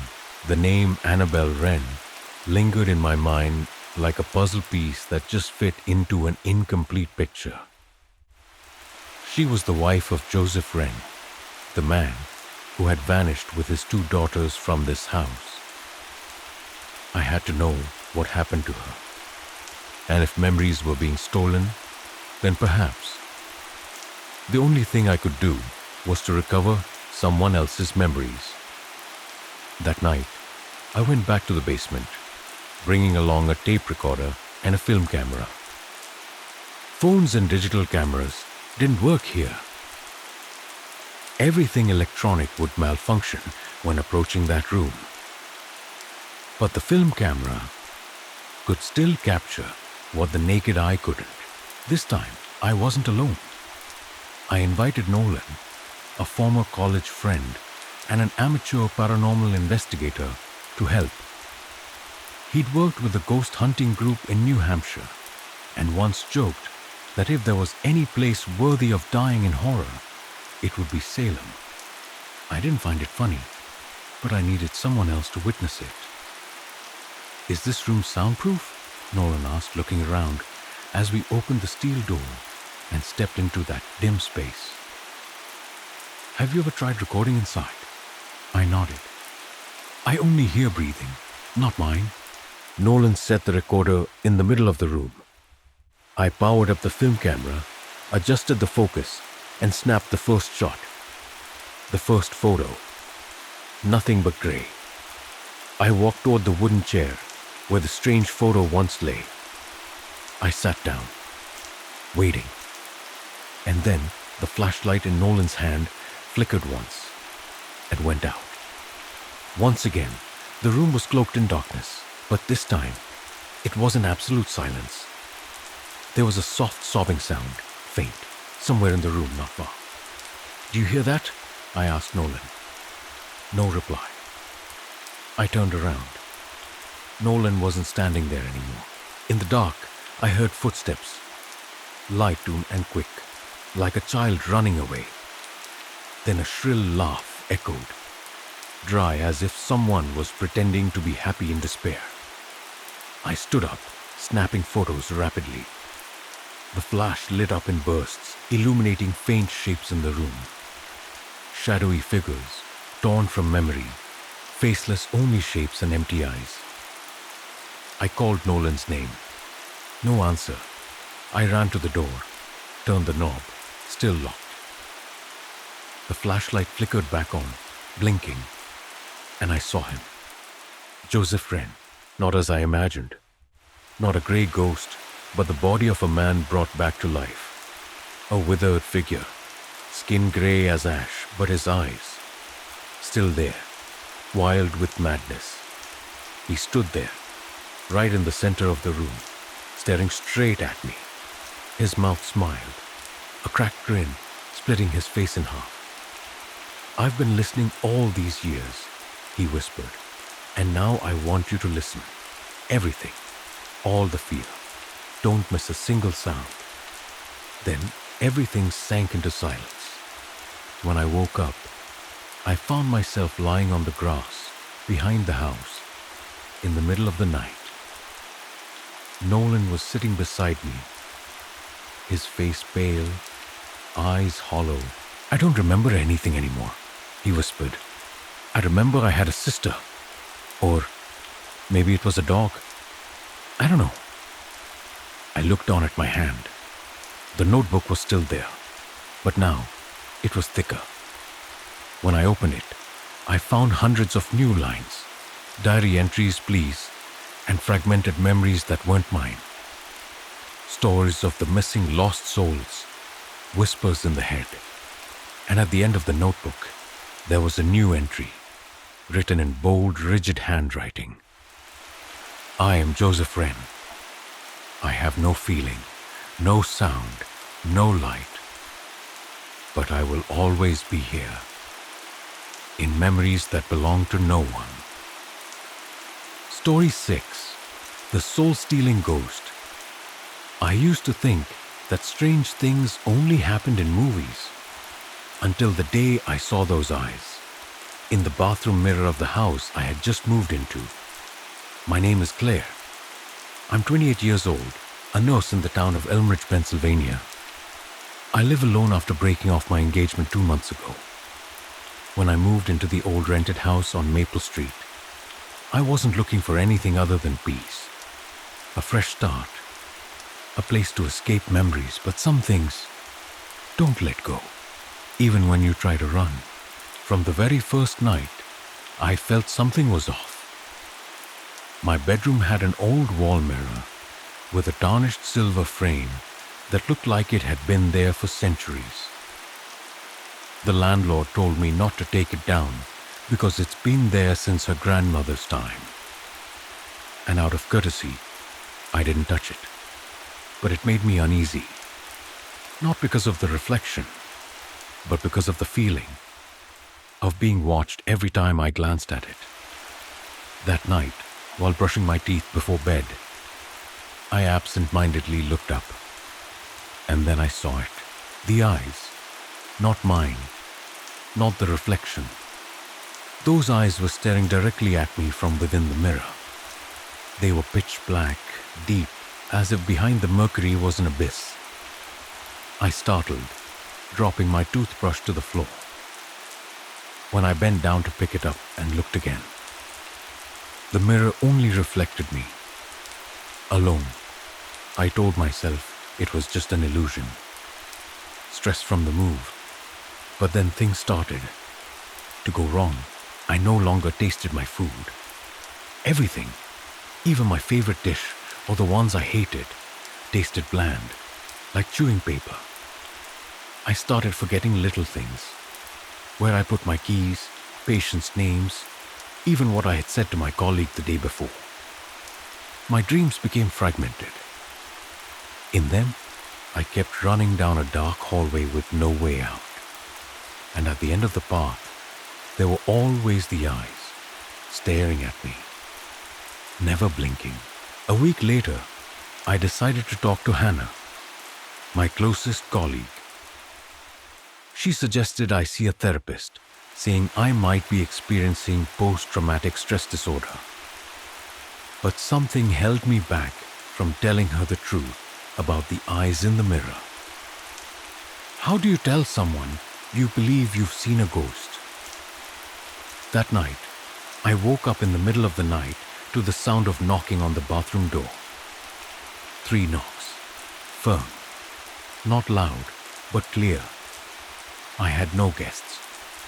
No one else lived with me. Shaking, I got out of bed, opened the bedroom door, and turned on the hallway light. The bathroom door was still closed. I walked over, my hand gripping the doorknob, cold as ice. When I opened it, the light switched on immediately, illuminating the mirror and something else. Inside the mirror was the room, exactly the same.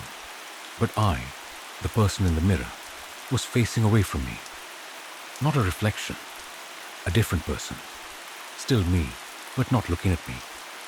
Standing still, arms hanging loosely, hair limp. Then that person turned around. The eyes, black, hollow, no sclera, no reflection of light, no life. I screamed and threw my mouthwash bottle at the mirror. The shards exploded, but in the shards, the eyes still appeared from every angle, like they couldn't be shattered. I held my head, sank to the floor, trying to breathe, trying to remember who I was. But the frightening part was, I started to be unsure anymore. The next morning, I called in sick and went back to the hospital to get the results of a brain scan I had done a few months ago. Everything was normal. No tumor, no disorder. It was just that I was no longer normal. At this point, I began researching everything I could about mirrors and soul loss. I knew it sounded crazy, but I had no other choice. In a forum dedicated to supernatural experiences, I came across a post that made my heart freeze. I used to live in Elmridge. There's a type of ghost here. It doesn't appear during the day. It lives in the mirror. It watches people. And if anyone meets its gaze, it will steal a part of their soul. That person will slowly stop feeling that anything's real. We call it the Hollow One. That account had been deleted, but below it, there were numerous comments from others, describing memory loss, emotional numbness, or not recognizing themselves in the mirror. One person wrote, "If you see the eyes in the mirror, never look back." Too late. That night, I locked the bathroom door, covered the mirror with newspaper. But at midnight, the paper fell off. I distinctly heard it being torn apart, like someone was scraping their nails hard against the glass. I turned on the light, but this time, the room no longer reflected anything. No images, just a deep black void. The mirror was no longer a mirror. It was a window. And on the other side of the window, I was stepping out of the darkness, step by step. I ran out of the house, hearing faint scraping from behind. Not the sound of a person, not the wind. The sound of a soul being pulled from its body. I slept in my car all night in a supermarket parking lot. The next morning, I went to find the previous landlord. She had moved out 2 years ago. The elderly neighbor told me another story, even crazier than the last. The last girl who lived there? She used to talk to the mirror. On the last night, people saw her standing still in the bathroom for 3 hours, staring into the mirror without blinking. When the police broke the door down, there was only the mirror.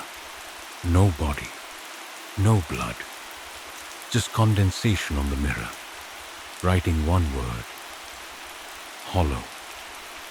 I'm still alive, but I know I'm no longer whole. I have lost a part of my soul, and I fear if I stay in Elmridge for one more night, it will take the rest. And the next time you look into a mirror, make sure the reflection staring back at you is truly you. I left Elmridge the morning after, before the sunlight had a chance to pierce through the thin fog that enveloped the old buildings. I didn't say goodbye to anyone. I didn't pack anything except my backpack and my medical records. I drove for 4 hours north to a small town called Fairhope, where my late aunt had lived, and left behind a little wooden house by the forest. I had never planned on returning to this place. But when reality started to fall apart around me, nostalgia suddenly became the safest refuge. Or at least, that's what I thought. Aunt Amanda's house was built in the 1960s, covered in dust and cobwebs. But it was better than any hotel I had ever stayed in. I cleaned up a bit, locked all the doors, and took down every mirror in the house, except for one. A small brass hand mirror, tarnished, kept in the drawer of the bedroom. I don't know why I kept it. Maybe out of curiosity. Maybe because I wanted to believe that if I kept a mirror, I could control the nightmare that haunted me, instead of running away from it. I stayed there for 3 days.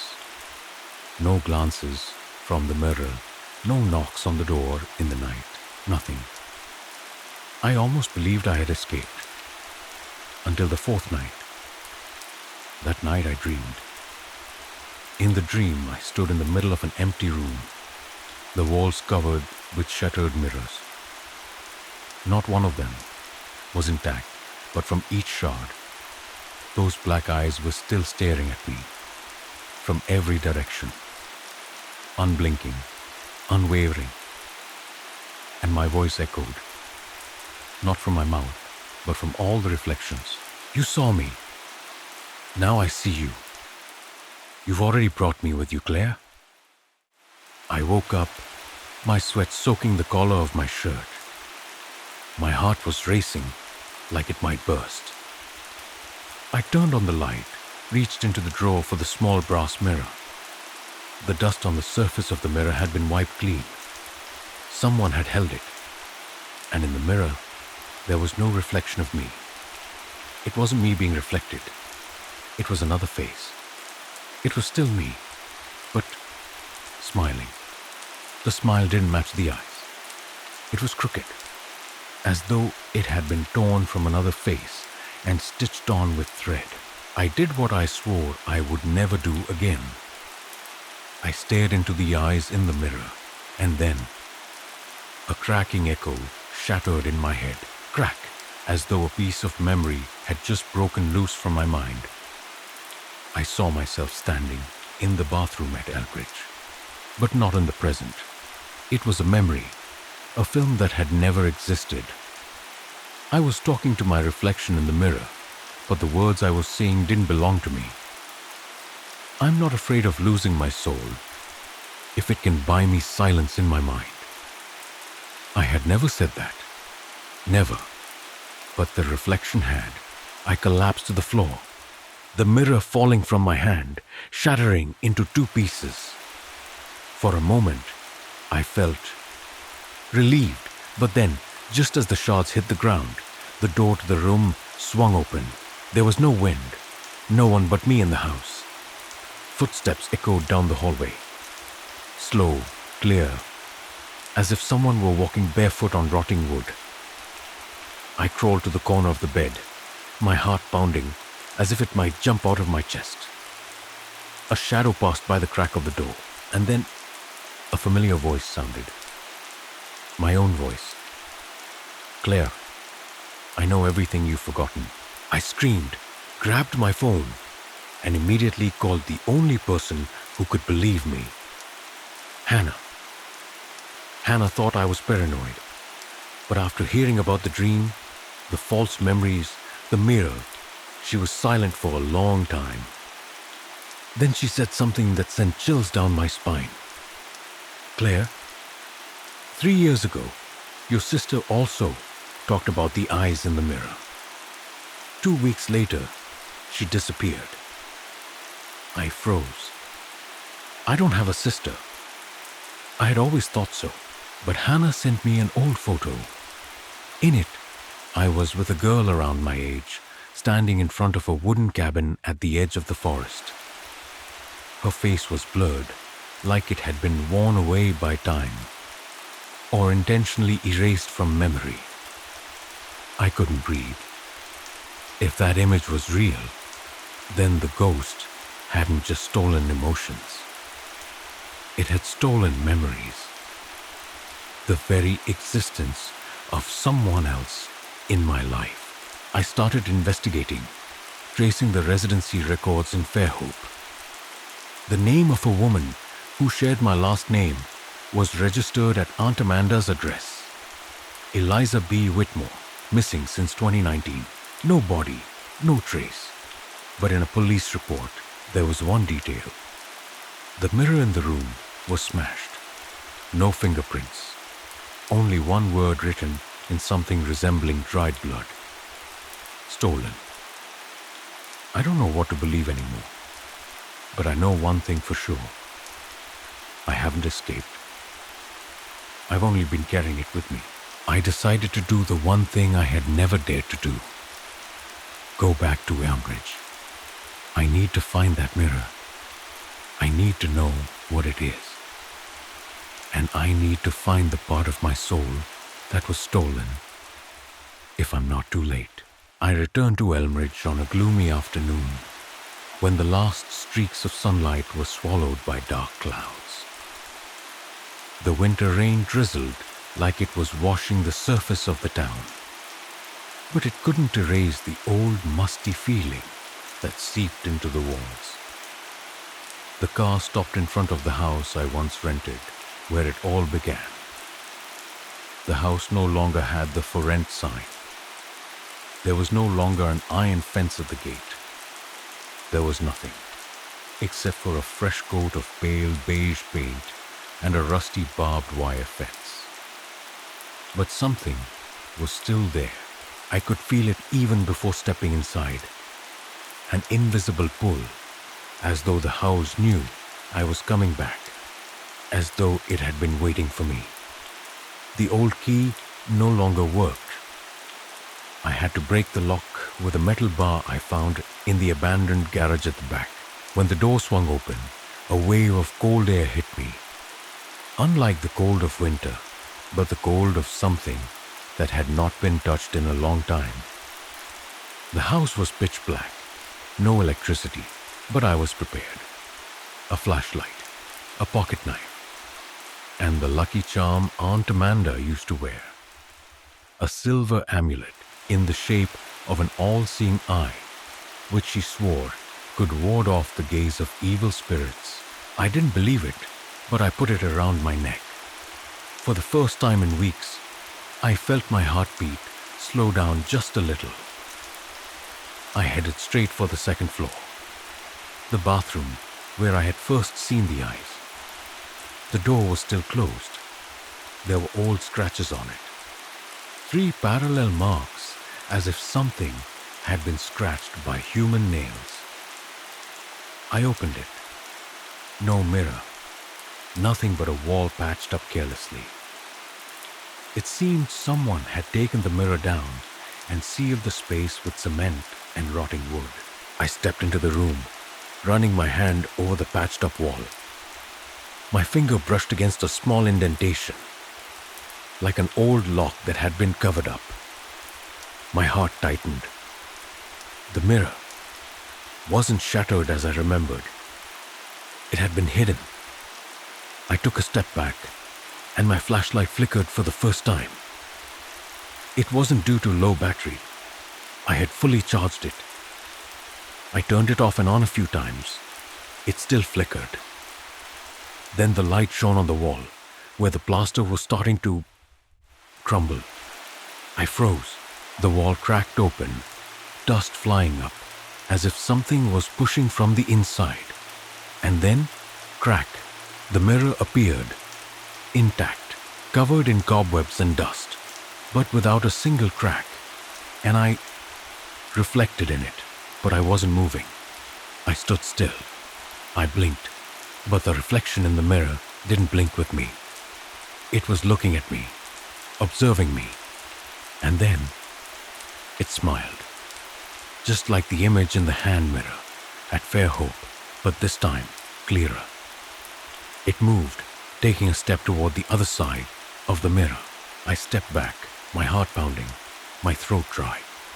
I had to do something. I had to destroy it. But just as I raised my hand to throw the flashlight, the image in the mirror raised its hand too. It wasn't holding anything, just stretching its arm out. And I heard my voice echo, not in my head, but coming from the mirror itself. I remember Eliza. I froze. A chill ran down my spine. That name, Eliza B. Whitmore. The sister I couldn't remember ever having. How did it know? I screamed and slammed the flashlight against the mirror. No cracks. I slammed it again and again until the flashlight broke in two. The mirror remained intact. Not only intact, but now the glass no longer reflected anything. Just pure blackness. And then it hit me. This was no longer a mirror. It was a door. And I had opened it. I rushed downstairs. My breath was shallow, my hands trembling. But as soon as I reached the living room, I froze. A child was sitting on the floor, I couldn't tell if it was a boy or a girl. About 8 years old, long hair covering its face, wearing an old dirty white dress. It didn't look up.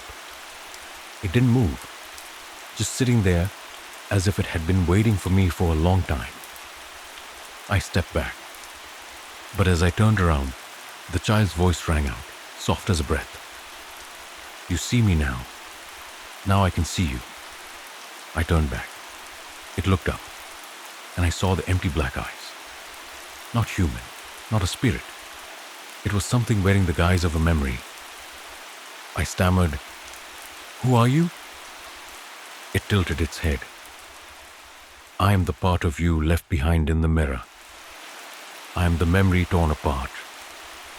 I am Eliza. Then its eyes twitched. Its mouth opened wider than usual. Its skin stretched tight, like being pulled by invisible strings. It stood up, walking toward me. Each step echoed like a hammer striking my skull.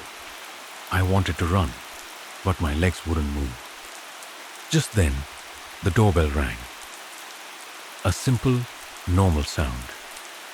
But the only thing that made everything stop. The child vanished in the blink of an eye. The room fell silent. I rushed to open the door. It was Hannah.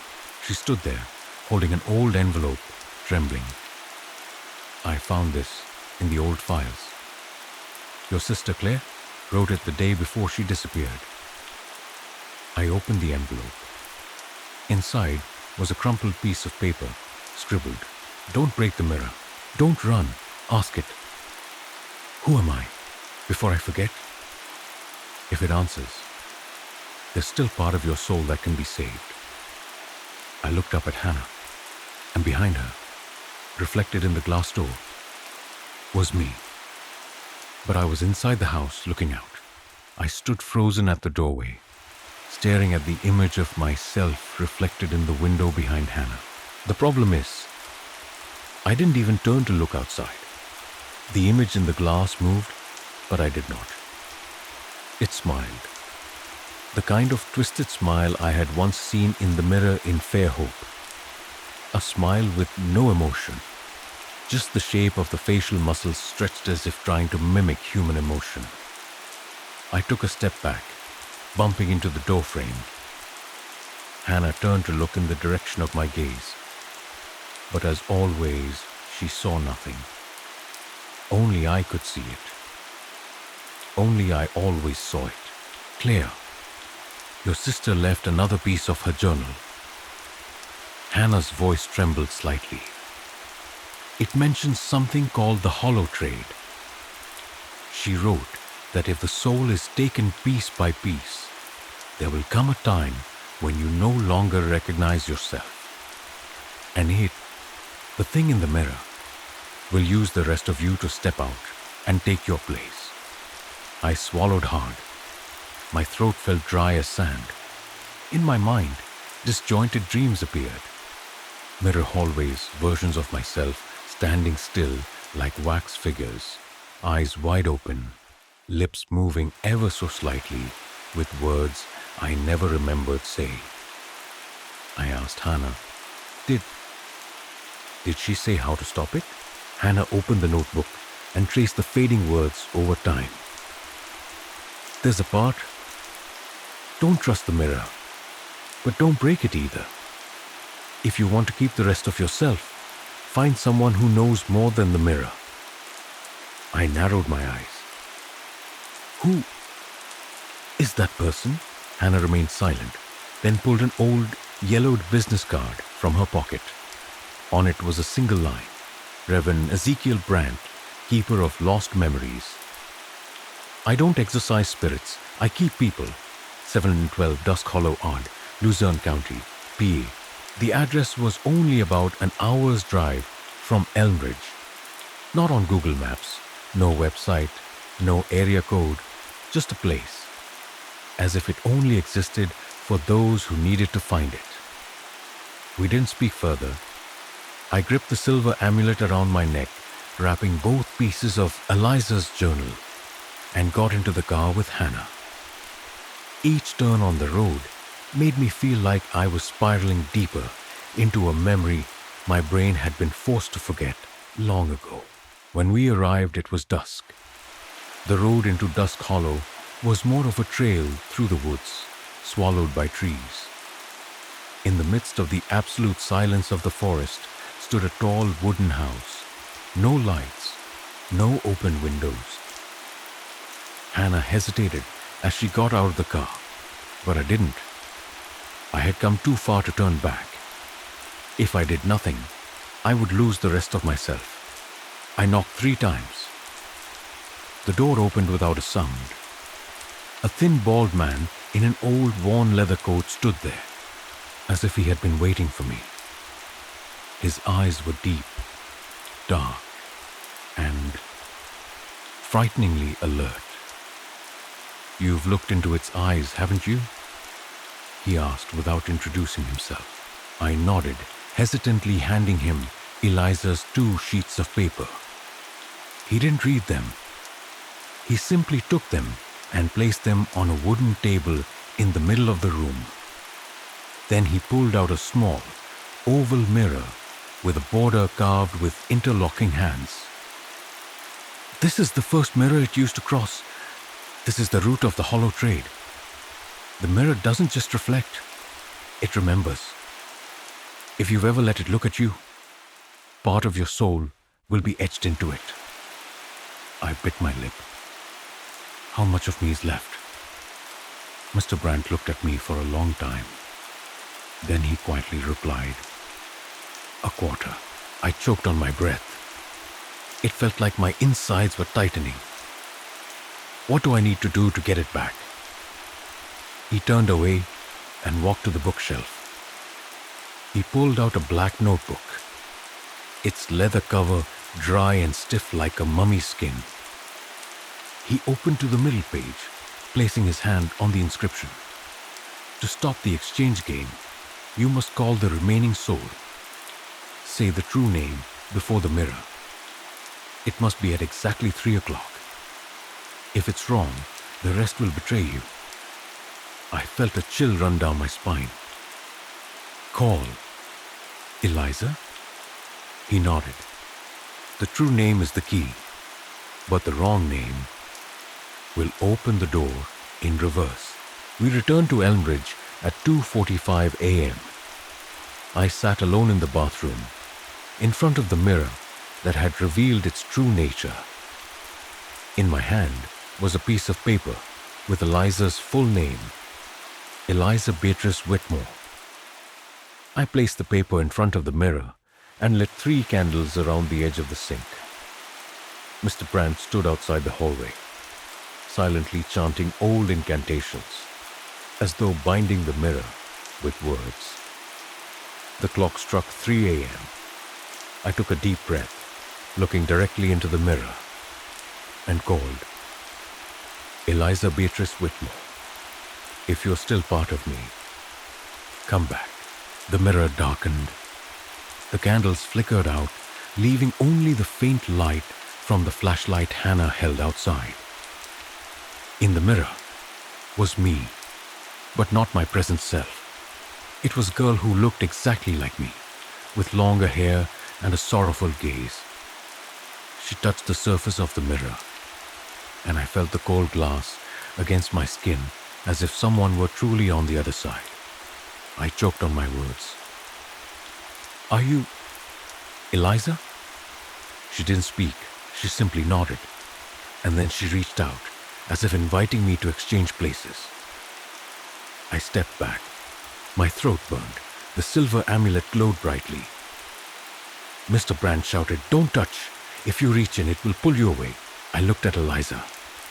Her eyes were full of pleading, but then, behind her, something began to appear. A faceless entity, just a black mass with eyes. Eyes I had seen before. It moved forward, pulling Eliza back. She turned and screamed at Leia, "It's using you to open the door. It needs you to forget to exist." I screamed her name, but the mirror shook violently and shattered. The shards flew, scattering across the floor. No more images, No more voices. Just me and a burnt piece of paper fluttering out from behind the mirror. I picked it up. It was hastily written in messy handwriting. If you still remember me, I'm still here. Don't let it become you. I'm still alive. But every morning, I check the mirror. Not to put on makeup, but to see who's reflected. Because I know, if one day I look and see myself looking elsewhere, it will be too late. Story 7. The Ghosts Waiting for You to Sleep. My name is Aaron Thorne. I was 32 years old at the time, a freelance journalist specializing in investigative pieces about strange phenomena and places that are cursed, as the internet calls them. I didn't believe in ghosts. Really, I didn't. Or I didn't, until I set foot in Danvers Hollow, Pennsylvania, a place people ominously refer to as the town that never sleeps. I first heard about it in an anonymous email. No subject, no signature, just one short line. If you dare, come to Danvers Hollow. We can't sleep, and we're dying. I thought it was a joke, but then I started researching and discovered something strange. Danvers Hollow didn't exist on Google Maps. No blurry satellite images, no geographical data, no check-ins from anyone. Only a few old posts on paranormal discussion forums, each one telling the story in its own way, but all emphasizing one thing: don't try to sleep while you're there.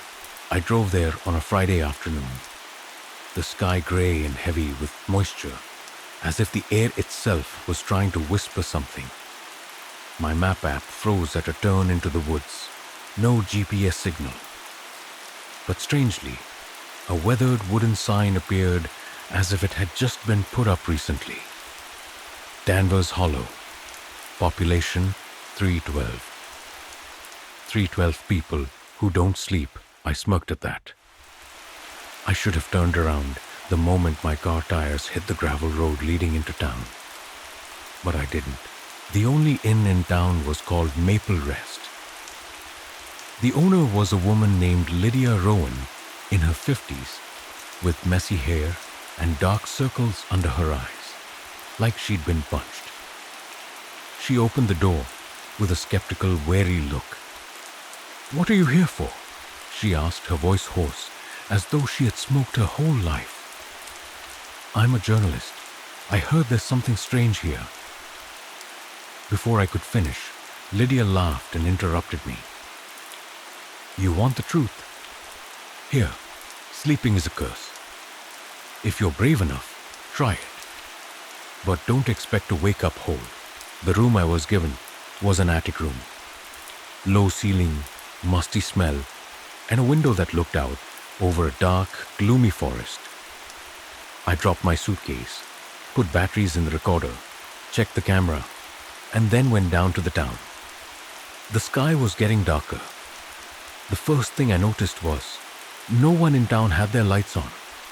Instead, they lit candles, oil lamps, and even campfires. On the main street, I met a man named Tom, the owner of an old mechanic shop. "Electric lights attract them," he said, his eyes never blinking. "Them, the ones who don't sleep. They're dead, but don't accept it. They wander in the dark, listening to every snore, every breath you try to take while you sleep. They hate it. They're jealous." Around 11 p.m., I returned to the inn with a bunch of strange stories recorded. The wind howled outside the window like a whistle from someone's throat. I poured myself a glass of bourbon, lit a cigarette, and opened my laptop to take notes.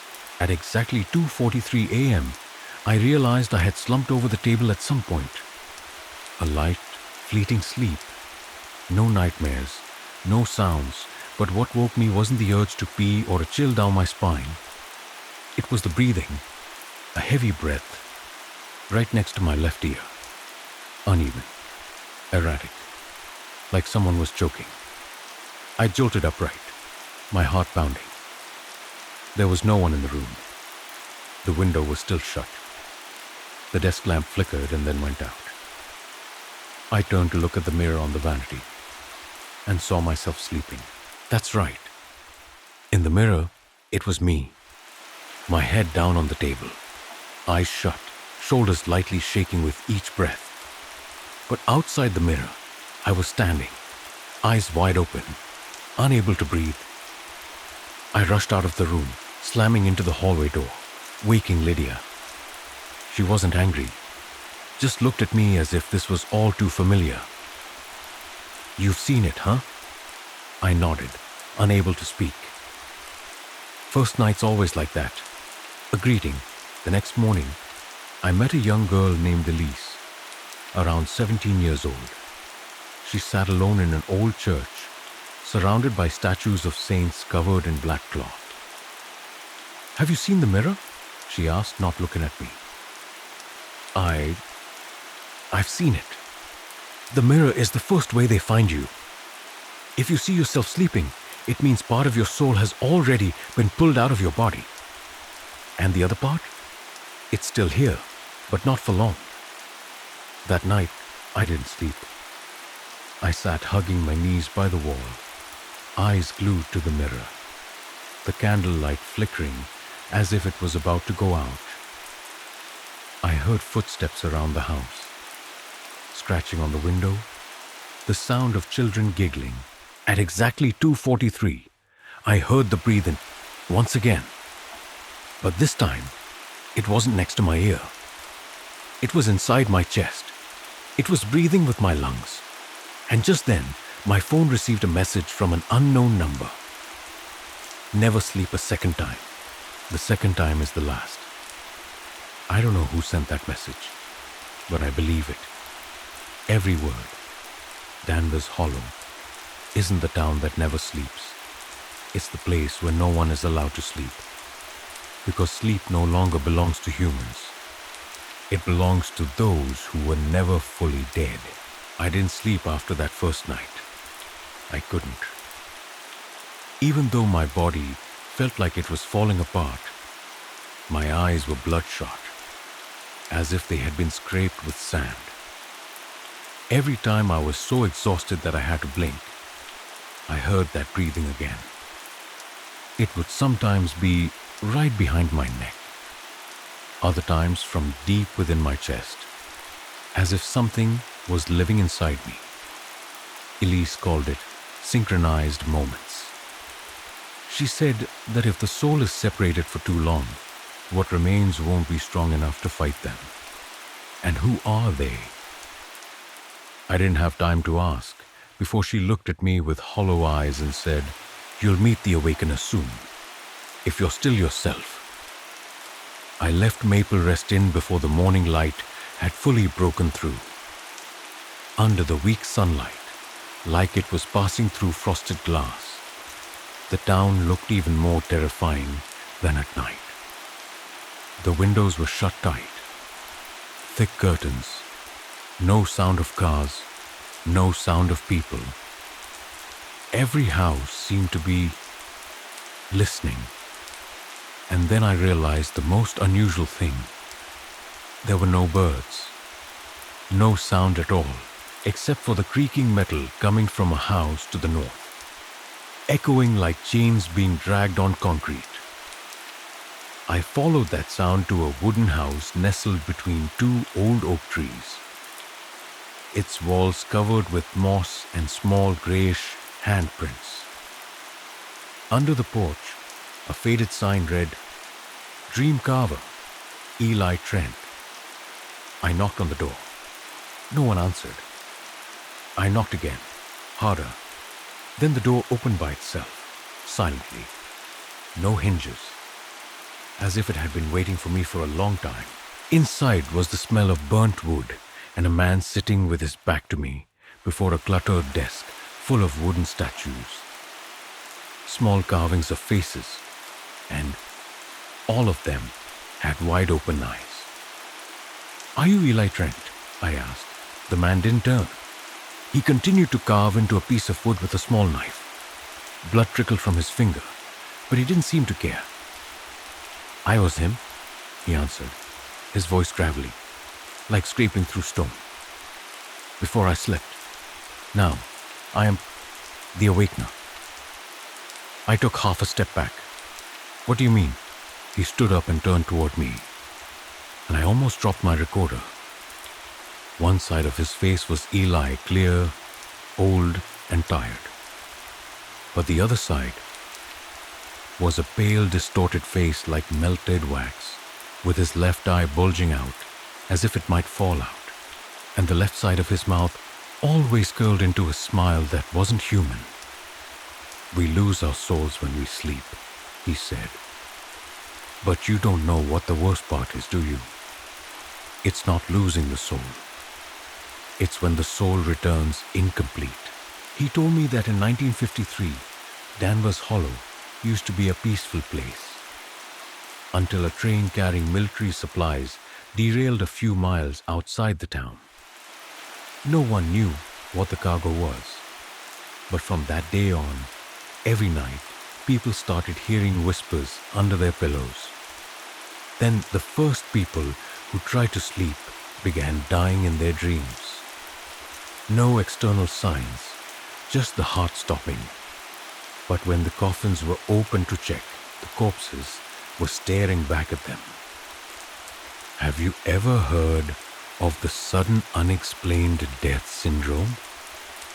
Eli asked quietly, walking closer to me.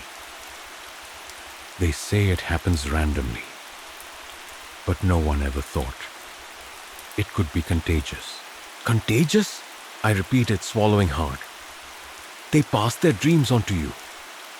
When you dream, you're no longer yourself. You're someone else. And if you don't wake up in time, someone else will wake up in your place." I returned to the inn when the rain began to fall lightly. The drops tapping on the roof sounded like gentle knocks from the other side of the door. Lydia didn't ask anything when she saw my pale face. She just handed me a cup of tea that smelled of mint and ash. "You saw Eli, didn't you?" she asked. I nodded. "He was one of the first. He volunteered not to sleep to keep his soul, but now, half of it is no longer his." She pulled a necklace from her pocket, the pendant a small oval mirror. "Tonight, if you start seeing unfamiliar images, don't trust anyone in the mirror, not even yourself." That night, I didn't dare lie down. I sat with my back against the wall, the necklace placed in the palm of my hand. My face reflected in the small mirror, blurry and distorted by the candlelight. 1:27 a.m. I started to notice small scratches on my wrist, though I hadn't touched anything. 2:11 a.m. I heard footsteps on the floor below. Slow, but something was off. It was as if the person was walking on tiptoe, or on something other than feet. 2:43 a.m. The mirror suddenly became as clear as the surface of a lake, and in it, I was no longer there.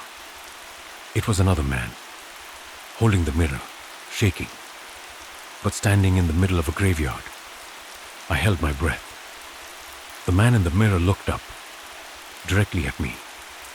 He smiled, then opened his mouth to whisper, "I'm you. When you forget to wake up next time." I threw the mirror away, turned on the flashlight, and ran down the stairs. The front door opened by itself before I could even reach it. Outside, the rain was pouring down. A figure stood in the yard. Elise. She raised her hand, her eyes no longer having pupils. Her mouth moved, but no sound came, as if the voice was coming from the throats of dozens of people. "The Awakener won't save you. He only delays it. The Replacer is waiting." I turned to run, but I saw Eli standing in my way. Half of his face was oozing blood. The other half was grinning, with unnaturally long teeth. I don't know where I ran to. I just remember one thing clearly.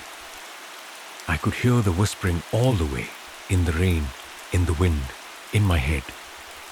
Next time is the last. Next time is the last. Next time is. I woke up on the cold ground. I couldn't remember when I had collapsed. The rain had stopped. The dim light of early morning filtered through the thick canopy above like thin blood-stained mist. I was no longer at the boarding house, no longer in the town center. I was lying at the edge of the forest to the east, where the people of Danvers Hollow called the Forgotten Zone. I trembled, my clothes soaked, my hands covered in mud and dried blood. But it wasn't my blood. It was someone else's. I stood up, trying to recall the events of the night before, but nothing was clear. Only a string of broken images remained. Elise standing in the rain.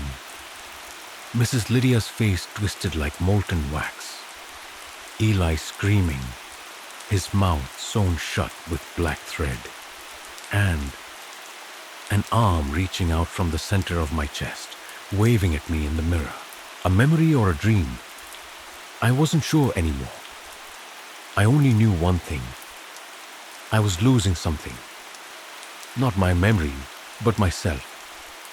I walked back toward the town, passing trees bent and twisted, as if someone had broken them and twisted them the wrong way. The air was thick, as if I was swimming in fog instead of walking. Each step I took, I could hear whispers close to my ear. You are me. You are me. I clenched my fists, my nails digging into my skin until it bled, to make sure I was still real. Back at Maple Rest, everything seemed as if nothing had happened. No trace of rain, no mud or blood. The door was still closed. Everything was eerily silent. I entered. No one was there. No Lydia. No one. No warmth. Just a piece of handwritten paper on the front desk. They will take the memories first. Then they will take the face. After that, the soul. The ink was still fresh, but the paper had yellowed as if it had been left there for decades. I turned to leave, but my shadow didn't follow. I made my way to the church where I had met Elise. The door was still open, but inside the sanctuary, there were no statues, no wooden pews, no altar. Just a vast empty room, the floor cracked and stained, with a hospital bed in the middle of it. On it, Elise was lying, her eyes wide open, her mouth agape, as if screaming without sound, her limbs curled up as if broken from the inside.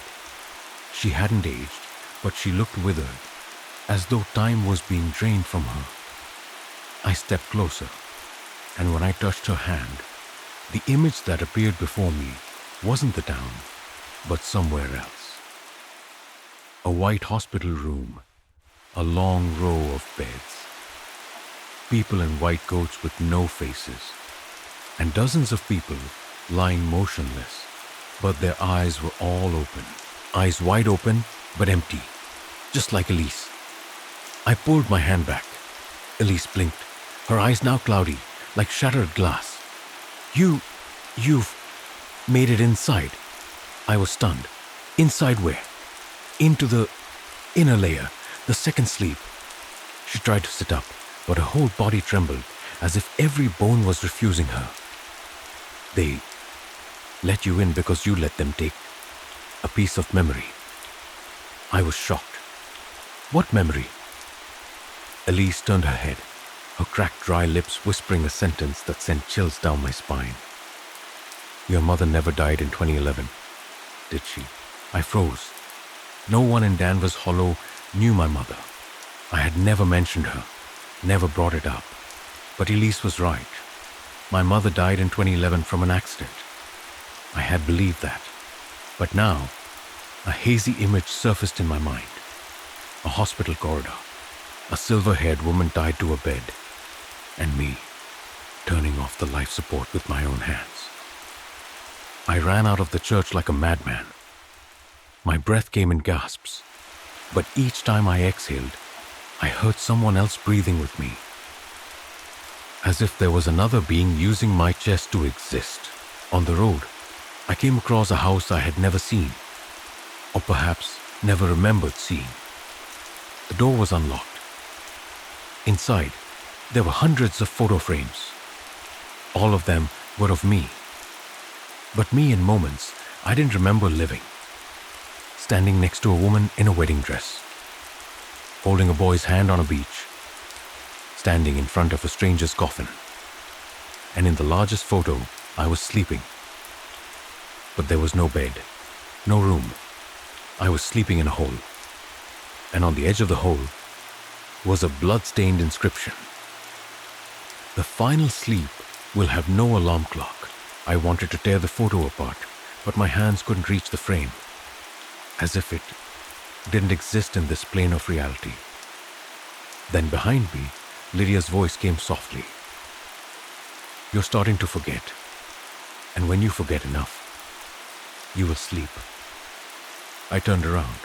She was standing there, her face unchanged, but her eyes reflected. Not me, but someone else, wearing the exact clothes I was wearing, but already dead. "You once thought sleep was rest," Mrs. Lydia said, her voice trembling like a chant. "But here, sleep is replacement. Someone will take your place when you don't wake up in time. And that person will live your life on the upper level." I don't know how I ran away from there. I only clearly remember one thing. When I looked into the rearview mirror of my car, I saw myself sitting in the back seat, asleep, and smiling. I don't know if I'm still awake, or if I've fallen into the second layer. I only know I am remembering things that aren't mine. Story 8. The Pieces of Death in the Dream. I had never believed in the supernatural. I'm the type of person who would laugh when someone said they saw a ghost in the mirror or heard footsteps in the night. I believed in reason, science, and sleeping pills whenever dreams exhausted me to the point of madness. But then, everything started to change last fall when I moved to live alone in my mother's old house in Oregon. The house was nestled between a quiet neighborhood with the rustling of maple trees whenever the wind blew. Most of the neighbors were elderly. My mother had lived here for nearly 30 years before she passed away from a sudden stroke, as abrupt and cold as the house itself in the winter. I returned here after my marriage fell apart as a way to find myself again. But little did I know, what I would find was something that had been waiting for me. It all began with the first dream. I saw myself standing in my mother's kitchen, but instead of the warm light and the smell of morning coffee, the space was pitch black, and every sound seemed to be swallowed by something heavy and invisible. In the middle of the floor was the lifeless body of my sister, Emily, lying still. She wore a white t-shirt stained with blood, her eyes wide open, and her hand seemed to reach out toward me. I jolted awake in panic. The room was bathed in morning light, the sound of cars outside flowing in, as peaceful as any other day. I immediately called Emily, trembling as I waited for the first ring. She answered, healthy and cheerful, saying she was getting ready for work. I breathed a sigh of relief. It was just a nightmare, right? But 2 days later, I received a call from the hospital. Emily had been in a car accident while crossing the street. She died on the spot. The white t-shirt, the blood, the outstretched hand. Just like in the dream, I didn't tell anyone. I couldn't. Who would believe something like that? I tried to convince myself it was just a coincidence. A terrible, painful coincidence. But still, just a coincidence. But then, other dreams came, like a series of deadly pieces fitting together. The next was my uncle, George. I saw him fall down the stairs, his neck twisted unnaturally. The next morning, I drove to visit him because I couldn't stand the worry. What I saw stopped me cold at his door. An ambulance, a police officer talking to a neighbor. Uncle George had died from slipping while going down to the basement. No one thought it was strange. Only I knew it wasn't an accident. It was a warning. At that point, I started writing everything down. I kept a journal every night, noting every detail of the dreams, every sound, every scent, every vision. I couldn't sleep anymore. I feared the moment when my eyelids would close and I would be pulled into a world that didn't belong to me. I tried caffeine, sleeping pills, even a therapist. But nothing could stop the sleep, and the dreams kept coming. One night, I dreamt I was standing in my mother's bedroom. On the wall were family photos, but instead of our faces, there were blank spaces, blurry and smeared like smoke. On the bed, a headless body was shaking and convulsing. I heard a whisper from the mirror on the wall. "You are the final piece." I woke up in a panic, but the room didn't look the same. The mirror in the room had been turned around, facing the wall. I didn't remember doing that. And on the vanity, there were handprints. 5 fingers pressed into the wood, like they had been burned. I began to dream of my own death. In one dream, I was buried alive in the woods behind the house. In another, I stood on the train tracks, unable to move. Once, I saw myself curled up under the bathtub, water spilling over, red like blood. Every morning I checked my body, my chest still rising and falling. But something was changing. The neighbors began to avoid me. An old woman across the street told me she saw me standing by the window all night, not blinking. But I clearly remembered sleeping. A delivery person refused to step into the yard, saying the air around the house was cold as gravestone. I started receiving anonymous letters, old handwritten pieces of paper in red ink with just one line: "Stop before it's too late." I didn't know what stop meant. Stop dreaming, stop living, or stop remembering things I shouldn't. The tipping point came one night last week. I dreamt I was standing in front of an unfamiliar door, an old light blue door, the frame rotting, and the doorknob stained with dried blood. Behind the door was an empty room where my second self was sitting. My doppelganger slowly turned around, its face blurred as if someone had scratched it, and it spoke in a raspy voice. "Actually, you never woke up?" I woke up with a jolt, but this time, not in my bed. I was lying on the kitchen floor. I didn't remember anything. In my hand was the journal, open to the last page where my handwriting was, but something I never wrote. If you read this, it means you've become the next part of the dream. Since then, I no longer trust mornings, because I don't know if I've truly woken up, an hour, or if I've just stepped deeper into the next dream. And if I'm the next part, then who is writing the rest of the journal? It took me 2 days to gather enough composure to touch the diary again. Every line I had written, or more accurately, every line someone had written in my handwriting, had now become the thing I feared most in the house. I shoved it into the bottom drawer of my desk, locked it, and placed an old crucifix on top. Not because I was religious, but because something inside me needed reassurance, even if it was just an illusion. But the feeling of dreams and reality blurring together still wouldn't let me go. I couldn't tell where day ended and the dream began. Some nights, I'd wake up at 3 a.m. to find all the windows wide open, the curtains blowing, even though I was sure I had locked them.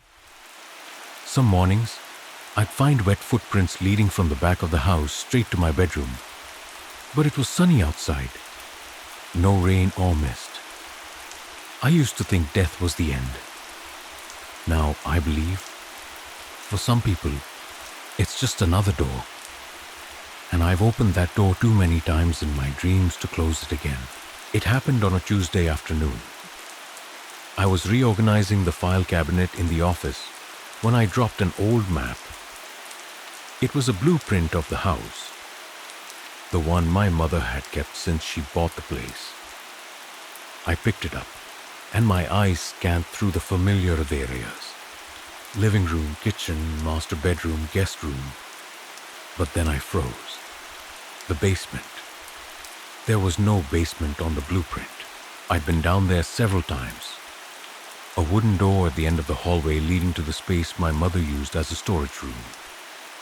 But on this blueprint, there was no mention of it. No entry, no space marked. A shiver ran through me.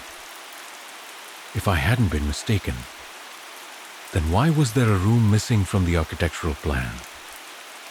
And if it wasn't drawn, who had built it? That night, I decided to go down to the basement again. I turned on the flashlight and opened the wooden door at the end of the hallway. The smell of dampness and coldness hit me like a slap. The wooden stairs creaked under each step. Beneath my feet was darkness, no light, no sound. When I reached the last step, the flashlight flickered and went out. I tapped it gently, and the light flickered back on, casting a faint beam into the void before me. There were no old cardboard boxes, no smell of paint or rotting wood. The basement had changed. The space was now strangely empty and unnaturally clean. The wall no longer had damp stains. Instead, there were fresh brick patches, as if it had just been rebuilt. But what made me freeze was the door. A black metal door was mounted on the left stone wall. It had no handle, only a small slit at the bottom, like a mail slot, or a way for something to be passed in and out. I knelt down, shining the flashlight inside. All I saw was thick darkness. But then, something moved. Not a sound, but a rush of cold air, carrying a burnt, rancid smell like charred meat. I pulled back. The flashlight fell to the stone floor, its light wobbling. And I saw it. An eye, just one human eye, peering back at me through the slit. I screamed and ran upstairs, banging the basement door shut until it locked tight. That whole night, I sat in the living room, a knife in my hand, ears straining. I heard scratching on the floor, sometimes soft, sometimes frantic, and sometime near dawn, I heard a call. Open the door. My voice, my own voice, from below. I told Joe, the elderly neighbor across the street. He had been a carpenter and lived here for over 40 years. I asked if he knew anything about the basement in my house. He looked at me, his eyes seeming to age a few more years. Your house used to have a basement. I nodded. He took a drag of his cigarette and spoke slowly. That house, it was sealed off 15 years ago. No one stayed there longer than a few months. People said there was a room within a room, somewhere no one remembers building or stepping into. But every night, you could hear voices calling from below. And then the people who stayed there began to end it all. I swallowed. My mother lived there for over 20 years. And she died of a stroke, right? Joe squinted. Got a death certificate, huh? I didn't know how to answer. I'd never really looked at my mother's death certificate. I only heard the doctor briefly say it was a natural death. But now, I wasn't so sure anymore. The next night, I dreamed I was in the basement. But this time, I wasn't outside. I was inside the metal door. I saw myself, eyes filled with blood, mouth sewn shut with black thread, scratching at the door slit, waiting for someone to find me. I woke up with my hands covered in blood. It wasn't a dream. My nails were broken, my fingertips scratched, and on the bedroom floor, there was a long blood trail, as if someone or something had been dragged across the room during the night. I went to check the basement. The metal door was still closed, but something had been shoved through the slit. A photo, torn, old. In the photo was me, standing in the kitchen. Behind me was Emily, my sister, who was supposed to have died over 2 weeks ago. But in the photo she was smiling, except her eyes were smudged, as if someone had intentionally erased that part of her face. And beneath the photo, a red line of text. The dream is coming back. This time, even waking won't save you. I took down all the mirrors in the house, the 4 in the bathroom, the 2 in the bedroom, even the old vanity mirror my mother cherished. I covered them with towels and then carried each one to the storage shed in the backyard. Why? Because I couldn't bear to see myself without a reflection. It started the morning after I found the photo from the basement door crack. When I stepped into the bathroom and subconsciously looked into the mirror, I noticed my face wasn't clearly reflected. It wasn't the usual foggy kind from steam. It was empty. My entire face, eyes, nose, mouth, was replaced by a smooth black layer, like a mask. I thought I was hallucinating. I blinked. I bent down to wash my face and looked again. This time, the mirror reflected correctly. I was still there. But the moment I turned away, I swear I saw myself, still standing in the mirror, smiling, even though I had turned away.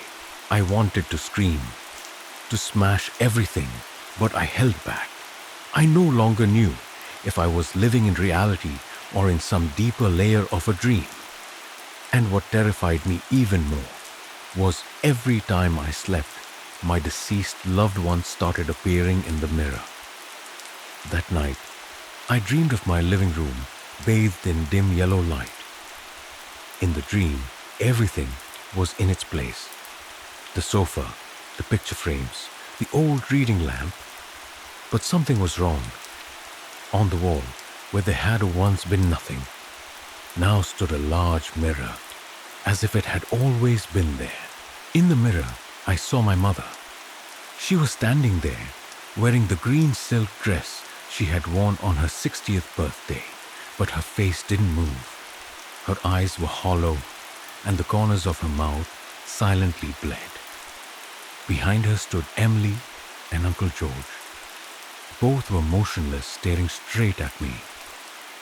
No, not me in the dream, but me in real life. All three were looking through the surface of the mirror, as if they knew I was looking back. I woke up to the faint echo of laughter in my ears. It was a soft laugh, like the sound of wind howling, but unmistakable. It came from inside the house. I told my therapist, whom I had started seeing online every week because I couldn't leave the house for too long. She was calm, with eyes that knew how to listen. But when I mentioned the mirror, her expression suddenly changed. Are you sure? The mirror is the central issue. I think. They're no longer just reflections, I said, trying to keep my voice steady. They are doors, and something is living on the other side. She fell silent for a long while. Then she slowly opened the desk drawer and pulled out a file. I had a patient 6 years ago. She lived just a few miles from your house. She experienced something similar. It started with losing her reflection, then seeing her dead loved ones. She always talked about a door with no handle, a basement that wasn't on the blueprints. I held my breath. Did she die? No, she disappeared. The therapist's voice lowered. She vanished right in the treatment room. When the staff opened the door, they found only a broken mirror. No blood. No trace. I went home with a terrible feeling crawling in my chest. That night, I dreamed of myself standing before an abandoned house, where the basement's iron door was wide open and the wind howled in long, drawn-out gusts. Inside, there was no basement. Instead, there was an endless hallway of mirrors with walls reflecting me. But none of them were completely like me. One had no eyes. One was smiling wildly. One was trembling, whispering something I couldn't hear. I walked past each mirror, feeling my hand grow colder, as if my life force was being drained. At the end of the hallway was a larger mirror than all the others, cracked and oozing blood from the middle of the crack. I touched it, and I woke up in a completely unfamiliar room. There was no morning light, no street sounds. The walls were covered in faded floral wallpaper. The musty smell made it seem like no one had stepped in here for decades. I tried to get out of bed, only to find my hand chained with a thin metal chain, tied to the leg of a table. My wrist was swollen and red. I panicked, tearing through everything around me until I found a small mirror under the bed. There was no reflection of me. Instead, it showed my house. I was walking through it, completely normal. The person or thing had my face, my gait, but never once looked into the mirror. Not once. I realized whatever was living in my house couldn't let others see it through the mirror because it didn't have a reflection. It wasn't me. It had taken my place in reality. And I, perhaps, was stuck on the other side, in a space where all the reflections left behind still existed. That night I didn't sleep. I couldn't, but still, something poured into my consciousness like mist, like nails gently brushing against my temple. In the shimmering black mist, I saw me, the other version, sitting and writing in a journal. Its hand glided smoothly over each line, then paused, staring straight out the door. Behind it was me. I screamed, but no one heard. Only the small mirror in my hand was slowly cracking.